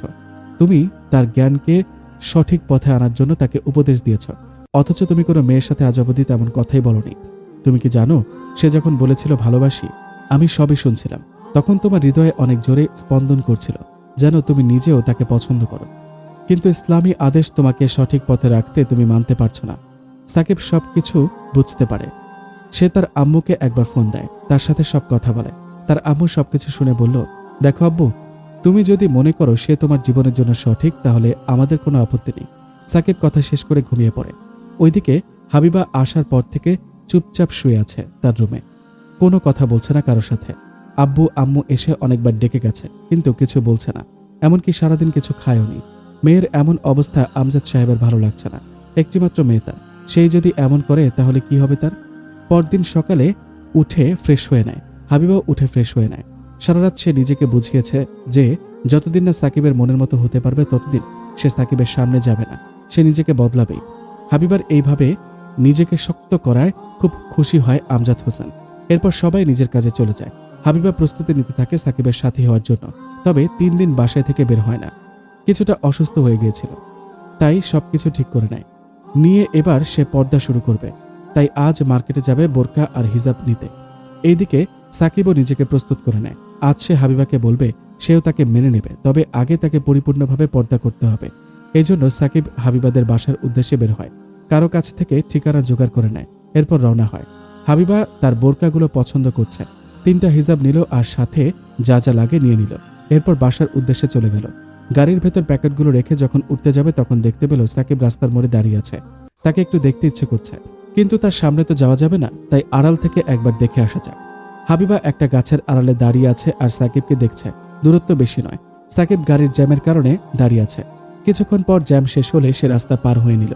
সে লক্ষ্য করল তার পিছু একটি ছোট্ট শিশু তার সাথে আসছিল। পেছন ফিরে দেখে শিশুটি রাস্তার মাঝ বরাবরই রয়েছে, আর অন্যদিক থেকে একটা মিনি ট্রাক আসছে। সে ছেলেটিকে বাঁচানোর জন্য দৌড়ে শিশুটিকে বাঁচানোর জন্য রাস্তায় নামল। শিশুটিকে কোনো মতে কোলে নিয়ে যেই না এগিয়ে গেছে, অমনি মিনি ট্রাক তার পার পেছন দিয়ে চলে গেল। আজ ভাগ্যক্রমে বেঁচে গেল শিশুটি আর সাকিবও। সবাই খুশি মনে সাকিবকে অভিবাদন জানালো। একটু পর শিশুটির মা এসে শিশুটিকে কোলে নিয়ে কান্না করলো। এরপর সাকিবকে সহনশীলতা জানালো আর তার জন্য নেক হায়াতের দোয়া করলো। তারপর খুশি মনে রাস্তা পার হচ্ছিল। একটু বেখেয়ালে রাস্তার মাঝামাঝি চলে আসে সাকিব। একটি প্রাইভেট কার রং রোড ধরে আসছে এদিকে, হয়তো গাড়ি ঘোরানোর চেষ্টা করছিল, কিন্তু হঠাৎ কারের সামনে চলে আসে সাকিব। খেয়াল করলো তার কাছাকাছি চলে এসেছে কারটি, আর কিছুই করার নেই, চোখ বন্ধ করে ফেলে সাকিব। হঠাৎ কারো ধাক্কা অনুভব করে সে, কিন্তু কার তো সামনের দিকে ফেলে দিত। কিন্তু আমি তো রাস্তার পাশে পড়ে গেলাম। পেছনে ঠাস করে একটি শব্দ হলো, কারো জোরে চিৎকারের আওয়াজ শোনা যায়, কিন্তু কে? পেছনে ফিরে দেখতে পেল কারটি কাউকে ধাক্কা দিয়ে সামনে চলে গেছে। রাস্তার সবকিছু থমকে গেছে, চারদিকের আওয়াজ সব বন্ধ হয়ে গেছে। সবকিছু যেন এক মায়া মূর্তির মতো চুপ হয়ে গেল। কানে শুধু শোষোর মতো শব্দ শুনতে পায় সাকিব। এমন সময় আবার চিৎকারের আওয়াজে ধ্যান ভঙ্গ হয় সাকিবের। অনতি দূরেই দেখতে পায় কেউ রাস্তার ওপর রক্তমাখা শরীরে পড়ে আছে, হাত দুটো তার দিকে বাড়িয়ে রেখেছে। চোখ দুটো প্রচণ্ড ভাবে পানিতে ভরে আসে সাকিবের। সে আর কেউ নয়, হাবিবা। সে নিজেকে বিশ্বাস করতে পারছে না এটা হাবিবা। সে এখানে কেন এসেছিল? এক দৌড়ে চলে আসে রাস্তার মাঝে। চারদিকে তখন গাড়ি চলাচল বন্ধ হয়ে যায়, সবাই ঘিরে ফেলে তাদেরকে। সাকিব হাবিবার মাথা কোলে নিয়ে বসে পড়ে হাবিবাকে বলতে থাকে, তুমি এখানে এসেছিলে কেন? তুমি তো বাড়িতে ছিলে। আমি তোমাদের বাসায় যাচ্ছিলাম তোমাকে মেনে নিতে, কিন্তু তুমি এখানে এলে কি করে? কান্নারত অবস্থায় কথা বলছে সাকিব। হাবিবা মুচকি হেসে বলছে, তুমি হয়তো অনেক দেরি করে ফেলেছ। না হয় আমার ভাগ্যই এমন যে যখন কাছে চাইলাম তখন পেলাম না, আর যখন পেলাম তখন আমি রইলাম না। চুপ করো তুমি, তোমার কিচ্ছু হতে দিব না আমি তোমাকে বাঁচাবই। আমাকে ক্ষমা করে দিও সাকিব, আমি আর নিঃশ্বাস নিতে পারছি না, খুব কষ্ট হচ্ছে আমার। সাকিব খেয়াল করলো হাবিবার মাথা থেকে প্রচুর রক্ত বের হচ্ছে, রক্তে ভেসে যাচ্ছে তার হাত। প্লিজ এমনটা বলো না, তুমি চলে গেলে আমি কি নিয়ে বাঁচবো, কাকে ভালোবাসবো? হ্যাঁ, আমিও তোমাকে ভালোবেসেছিলাম, কিন্তু ইসলামে জায়েজ না থাকায় সম্মতি দেইনি। কিন্তু আর কিছু বলতে পারছে না সাকিব, কান্নায় ভেঙে আসছে তার গলা। আমাকে ভালোবাসো? খুব ভালোবাসি তোমায়, প্লিজ আমাকে ছেড়ে যেও না, আমায় ক্ষমা করে দিও সাকিব। কিন্তু না হাবিবা, আমি তোমার কিছু হতে দেব না। সাকিব কাঁধে করে তুলে নেয় হাবিবাকে, দৌড়ে ছুটে চলে হাসপাতালের দিকে। সামনে একটা গাড়িতে তুলে নেয় হাবিবাকে, তারপর চলে যায় হাসপাতালে। এখানে সে ইমার্জেন্সিতে পাঠিয়ে দেয় হাবিবাকে। হাসপাতালে বড় ডাক্তারদের 5 মিনিট মিটিং হয়, এরপর শুরু হয় অপারেশন। হাবিবার পরিবারকে খবর দেয়, তারা কিছুক্ষণ পরেই চলে আসে সেখানে। হাবিবার আব্বু কান্না করতে করতে বলে, কোথায় আমার মামুনি, কি হয়েছে তার? সাকিব সব ঘটনা খুলে বলে। আমজাদ সাহেব সাকিবের দিকে রাগী দৃষ্টি নিয়ে বলে, আমার মেয়ের কিছু হলে আমি তোমাকে ছাড়বো না বলে দিলাম। কি বলছো তুমি? ওর জন্যই তো আমার মেয়ে অনেকবার মৃত্যুর মুখ থেকে ফিরে এসেছে। কান্না করে হাবিবার আম্মু বলল, তো কি হয়েছে? ওর জন্য তো আমার মেয়ে কয়েকদিন হলো ঠিক মতন খাচ্ছে না, ঘুমাচ্ছে না, এমনকি আমাদের সাথেও তেমন কথা বলছে না। আর আজ এই যে শোনো, সাকিবের দিক করে বলল, আমার মেয়ে তোমাকে অনেক ভালোবাসে, তোমার জন্য ও অনেক কিছু সহ্য করেছে, কিন্তু তুমি তোমার সেই। আর কিছু বলতে পারছে না, কান্নায় ভেঙে পড়েন আমজাদ সাহেব। তুমি কিছু মনে করো না বাবা, আসলে উনি মেয়েকে একটু বেশি ভালোবাসেন, তাই এমন করছেন। তুমি বরং বাসায় যাও, হাবিবা ঠিক হলে আমি খবর পাঠাবো, কেমন? আচ্ছা। সাকিব চলে যায়। এদিকে হাবিবার আব্বু আম্মু কান্না করেই চলেছে। কিছুক্ষণ পর কেবিন থেকে একটা ডাক্তার বের হলেন। তাকে দেখে হাবিবার আব্বু বললেন, এখন কেমন আছে আমার মেয়ে? দেখুন স্যার, এই মুহূর্তে আমরা কিছু বলতে পারছি না, পেশেন্ট খুব ক্রিটিক্যাল ভাবে আছে। বাইরে থেকে বড় ডাক্তারকে আসার জন্য বলা হয়েছে, শুধুমাত্র আপনার মেয়ের জন্য। তারা খুব তাড়াতাড়ি আসছে, আপনি প্লিজ শান্ত হন। যে করে হোক আপনি আমার মেয়েকে বাঁচান ডাক্তার, আমরা যথাসাধ্য চেষ্টা করছি, বাকি সব আল্লাহর হাতে। এই বলে ডাক্তার চলে গেল। হাবিবার আব্বু আম্মু সেখানে রয়ে গেলেন। এইদিকে সাকিব নিজেকে খুব দোষারোপ করছে, কেন এমনটা করলো সে? কিন্তু কি বা করতো সে? আজান হয়ে গেল। সাকিব গোসল করে অজু করে নিল, তারপর মসজিদে চলে গেল জোহরের সালাত আদায় করতে। আজ মসজিদে ইমাম সাহেব আসেনি, তাই ইমামের দায়িত্ব আসলো সাকিবের উপর। এর আগেও সাকিব এই দায়িত্ব পেয়েছে, তাই আজকেও তাকেই দেওয়া হলো। নামাজে দাঁড়িয়ে গেল সাকিব, খুব মনোযোগ দিয়ে নামাজ পড়ছে সে। আজ প্রতিটি রাকাত নামাজ প্রায় 10 মিনিট সময় নিচ্ছে সাকিব। সবাই খুব বিরক্ত হচ্ছে নামাজ পড়ে, তবে ছেড়ে দেয়নি কেউ। সাকিবের সাথে নামাজ পড়ে খুব ভালো লাগে সকলের, কিন্তু আজ বেশ সময় নিচ্ছে সে, তবে মজাও লাগছে সকলের, তাই কেউ নামাজ ছেড়ে দিচ্ছে না। অনেকক্ষণ পর নামাজ শেষ হলো, কিন্তু সাকিবের যেন তাও শেষ হচ্ছিল না। মন চায় আরো পড়ি, কিন্তু সবার জন্য থামল। নামাজ শেষ করে মোনাজাত করে বাকি নামাজটুকু পড়ে নিল সে। তারপর সবাই যখন চলে গেল তবুও সাকিব বসেছিল মসজিদে। আজ তার বের হতে ইচ্ছে করছে না, শুধু আল্লাহর কাছে কান্না করছে। ইমাম সাহেব দেরিতে নামাজে যোগ দেন, কিন্তু তখন সময় 1:50 বাজে। সে প্রথমে ভেবেছিল যে আজ হয়তো নামাজ দেরিতে শুরু হয়েছিল, কিন্তু কেন এত দেরি হলো এখন বুঝতে পারল। তিনি বাকি 2 রাকাত নামাজ পেয়েছিলেন। সকলে প্রায় ক্লান্তি নিয়ে যখন মসজিদ থেকে বের হলো, তখন ইমাম সাহেব সাকিবের কাছে গেলেন। তার চোখ দুটো লাল হয়ে গেছে।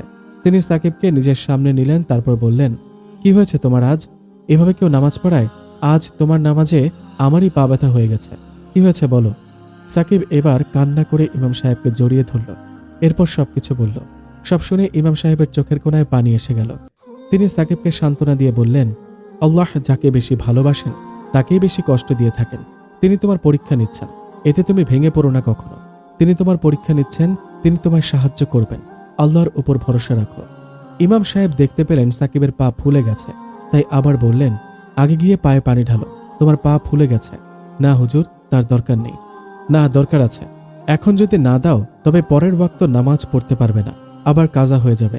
তাই সুস্থ শরীর নিয়ে আল্লাহর সামনে হাজির হও, আর বেশি বেশি দোয়া করো। বাসায় গিয়ে কিছু খেয়ে নাও, কেমন? সাকিব বাসায় চলে গেল। পায়ে পানি ঢেলে সুস্থ হয়ে খাবার খেয়ে নিল। এভাবে সারাদিন কাটিয়ে দিল। সারা রাত জেগে তাহাজ্জুদ, তাসবিহ ইত্যাদি করেই কাটিয়ে দেয় সাকিব। শুধু হাবিবা যেন সুস্থ হয় সে আশায়। এদিকে সব ডাক্তারের অনেকক্ষণ ধরে চেষ্টা করে যাচ্ছে। বিদেশ থেকে বড় ডাক্তার এসে তাকে ট্রিটমেন্ট দিচ্ছে। সারা রাত লেগে গেল ডাক্তারদের। এদিকে হাবিবার আব্বু আম্মু তেমন কিছুই খায়নি। সামান্য কিছু মুখে দিয়েছিল, তাও সবাই জোরাজুরিতে। সকাল হতেই ছুটে চলে আসে সাকিব। হাবিবার কেবিনের দিকে যেতে চায়, কিন্তু সিকিউরিটিজদের জন্য যেতে পারছে না, দূরে দাঁড়িয়ে আছে। সকাল 8টা নাগাদ বের হলেন একজন ডাক্তার। সবাই তাকে ঘিরে ধরল, কিন্তু তিনি কিছু বললেন না, সোজা চলে গেলেন অফিসে। এরপর সকল ডাক্তার বের হয়ে চলে গেলেন, কিন্তু কেউই কিছুই বলছে না। হাবিবার আব্বু হতাশ হয়ে বসে আছেন। অফিসে মিটিং হচ্ছে। দেখুন, আমাদের যথাসাধ্য চেষ্টা করেছি, এর বেশি আর কি করতে পারতাম আমরা? তা ঠিক বলেছেন, কিন্তু উনাকে কি বলে সান্ত্বনা দেব? এই শহরের নাম করা বিজনেসম্যান উনি, যদি আমাদের নামে মামলা করে বসেন তখন? দেখুন, সবই আল্লাহর হাতে। যার মরণ আছে তাকে কে বাঁচাতে পারে বলুন? তাহলে চলুন আসল ঘটনা ওনাদেরকে বলি। চলুন। সব ডাক্তার বাহিরে এলো। সবাই এক লাইনে দাঁড়িয়ে গেল, মাথা নিচু করে আছে সবাই। এই দেখে আমজাদ সাহেব বললেন, ডাক্তার বলুন, আমার মেয়ে এখন কেমন আছে? বলুন ডাক্তার, বলুন, চুপ করে থাকবেন না, প্লিজ বলুন। দেখুন, আমাদের সারা জীবনের যত চেষ্টা ছিল তার থেকে একটু বেশি চেষ্টা করেছি আমরা। কিন্তু কি ডাক্তার, আমাদের ক্ষমা করে দিন। মহান আল্লাহ ওনার হায়াত তুলে নিয়েছেন, এখন আমাদের হাতে কিছুই করার নেই। তাহলে আমার মেয়ে? কান্নায় ভেঙে আসে মা বাবার কণ্ঠজোড়া। দেখুন, তিনি এখনো বেঁচে আছেন, তবে বেশি জোর 30 মিনিট থাকবে।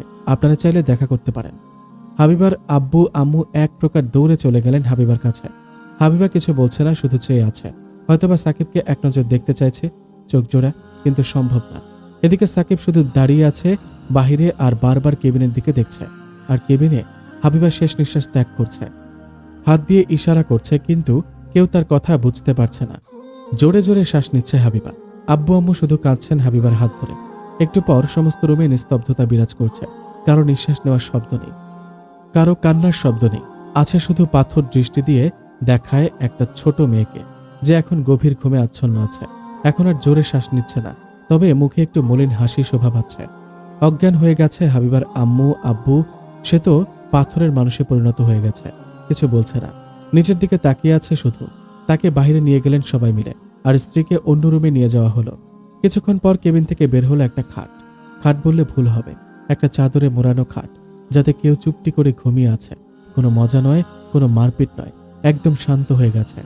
সাকিব চেষ্টা করছে বুঝার যে ওটা কি নিয়ে যাওয়া হচ্ছে। আচ্ছা ভাই, একজন ছেলে সেবককে জিজ্ঞেস করলো, এই খাটে করে কাকে নিয়ে যাওয়া হচ্ছে আর কোথায় নিয়ে যাচ্ছে? আরে ভাই, আর বলবেন না, আমজাদ সাহেবের একমাত্র মেয়ে মারা গেছে, তাকেই নিয়ে যাচ্ছে বাসায়, হয়তো কবর দিবে। সাকিব যে সবকিছু অন্ধকার দেখছে, সেও অজ্ঞান হয়ে যায়। লাশ অ্যাম্বুলেন্সে করে বাসায় রেখে যায়, আর সাকিবকে হাসপাতালে নেওয়া হয়। যখন জ্ঞান ফিরে তখন দেখে তার বাবা মা সবাই তার পাশে। আম্মু, তোমরা কখন এলে? কালকে এসেছি। এখন কেমন লাগছে? কালকে মানে? আমি এখানে কবে থেকে? 3 দিন থেকে। হাবিবা কই? আমি তার কাছে যাব। পরে যাবি, আগে সুস্থ হ। না, আমি এক্ষুনি যাব। সবাইকে ধাক্কাধাক্কি দিয়ে চলে আসে সাকিব। হাবিবাদের বাসার সামনে এসে দাঁড়িয়ে যায়। দারোয়ানকে বলে, হাবিবা কোথায়? ওইদিকে দেখেন, ওই যে কবরটা দেখছেন, ওইটাই হাবিবা মামুনির। ছুটে চলে যায় সাকিব। দাঁড়িয়ে থাকতে থাকতে হাঁটু গেড়ে বসে পড়ে সে। তারপর নিজে বলতে থাকে, আসসালামু আলাইকুম। তুমি না বলেছিলে আমাকে ভালোবাসো? তুমি না বলেছিলে আমার জন্য সব করতে পারবে? তুমি না বলেছিলে তোমার জন্য আসবো ফিরে? তাহলে এভাবে আমাকে ছেড়ে চলে গেলে কেন? বলো, জবাব দাও। তুমি না বলেছিলে আমার নিঃশ্বাসে তুমি, আমার বিশ্বাসে তুমি, আমার ইসলামের সাথী। আর আর কিছু বলতে পারছি না, শুধু এটুকুই চাই। আমি তোমাকে ভালোবাসি, আমাকে জীবন সাথী করে নাও। আমি তোমার সাথে ইসলামকে আঁকড়ে ধরে বাঁচতে চাই। আমি তোমার সাথে ইসলামকে আঁকড়ে ধরে বাঁচতে চাই। প্লিজ আমাকে ফিরিয়ে দিও না, তাহলে আমি বাঁচতে পারবো না। অনেক কষ্টে আমি একজনকে খুঁজে পেয়েছি, আর তার সাথে জীবনের পথ চলতে চাই। প্লিজ আমাকে ফিরিয়ে দিও না। তাহলে আজ আমাকে কেন ফিরিয়ে দিচ্ছ? বলো বলো। ওহ, তার মানে তুমিও আমার প্রতি প্রতিশোধ নিচ্ছ, তাই না? নাও, যত খুশি নাও, কিন্তু একটিবার আমার কাছে ফিরে আসো প্লিজ। কান্না করতে থাকে সাকিব। কাঁধে কারো হাতের স্পর্শ পায় সে। সাকিবের আম্মু এসে বলে, চল এবার, এখানে থেকে আর কি করবে বল? যে চলে গেছে সে তো আর আসবে না। সাকিব যেতে চায় না, সবাই জোর করে নিয়ে যায় তাকে। সবাই নিজের বাড়িতে চলে যায়, আর সাকিবকেও তাদের সাথে নিয়ে যায়, কেননা এখানে থাকা তার জন্য ভালো হবে না। এরপর এভাবেই চলতে থাকে সবার জীবন।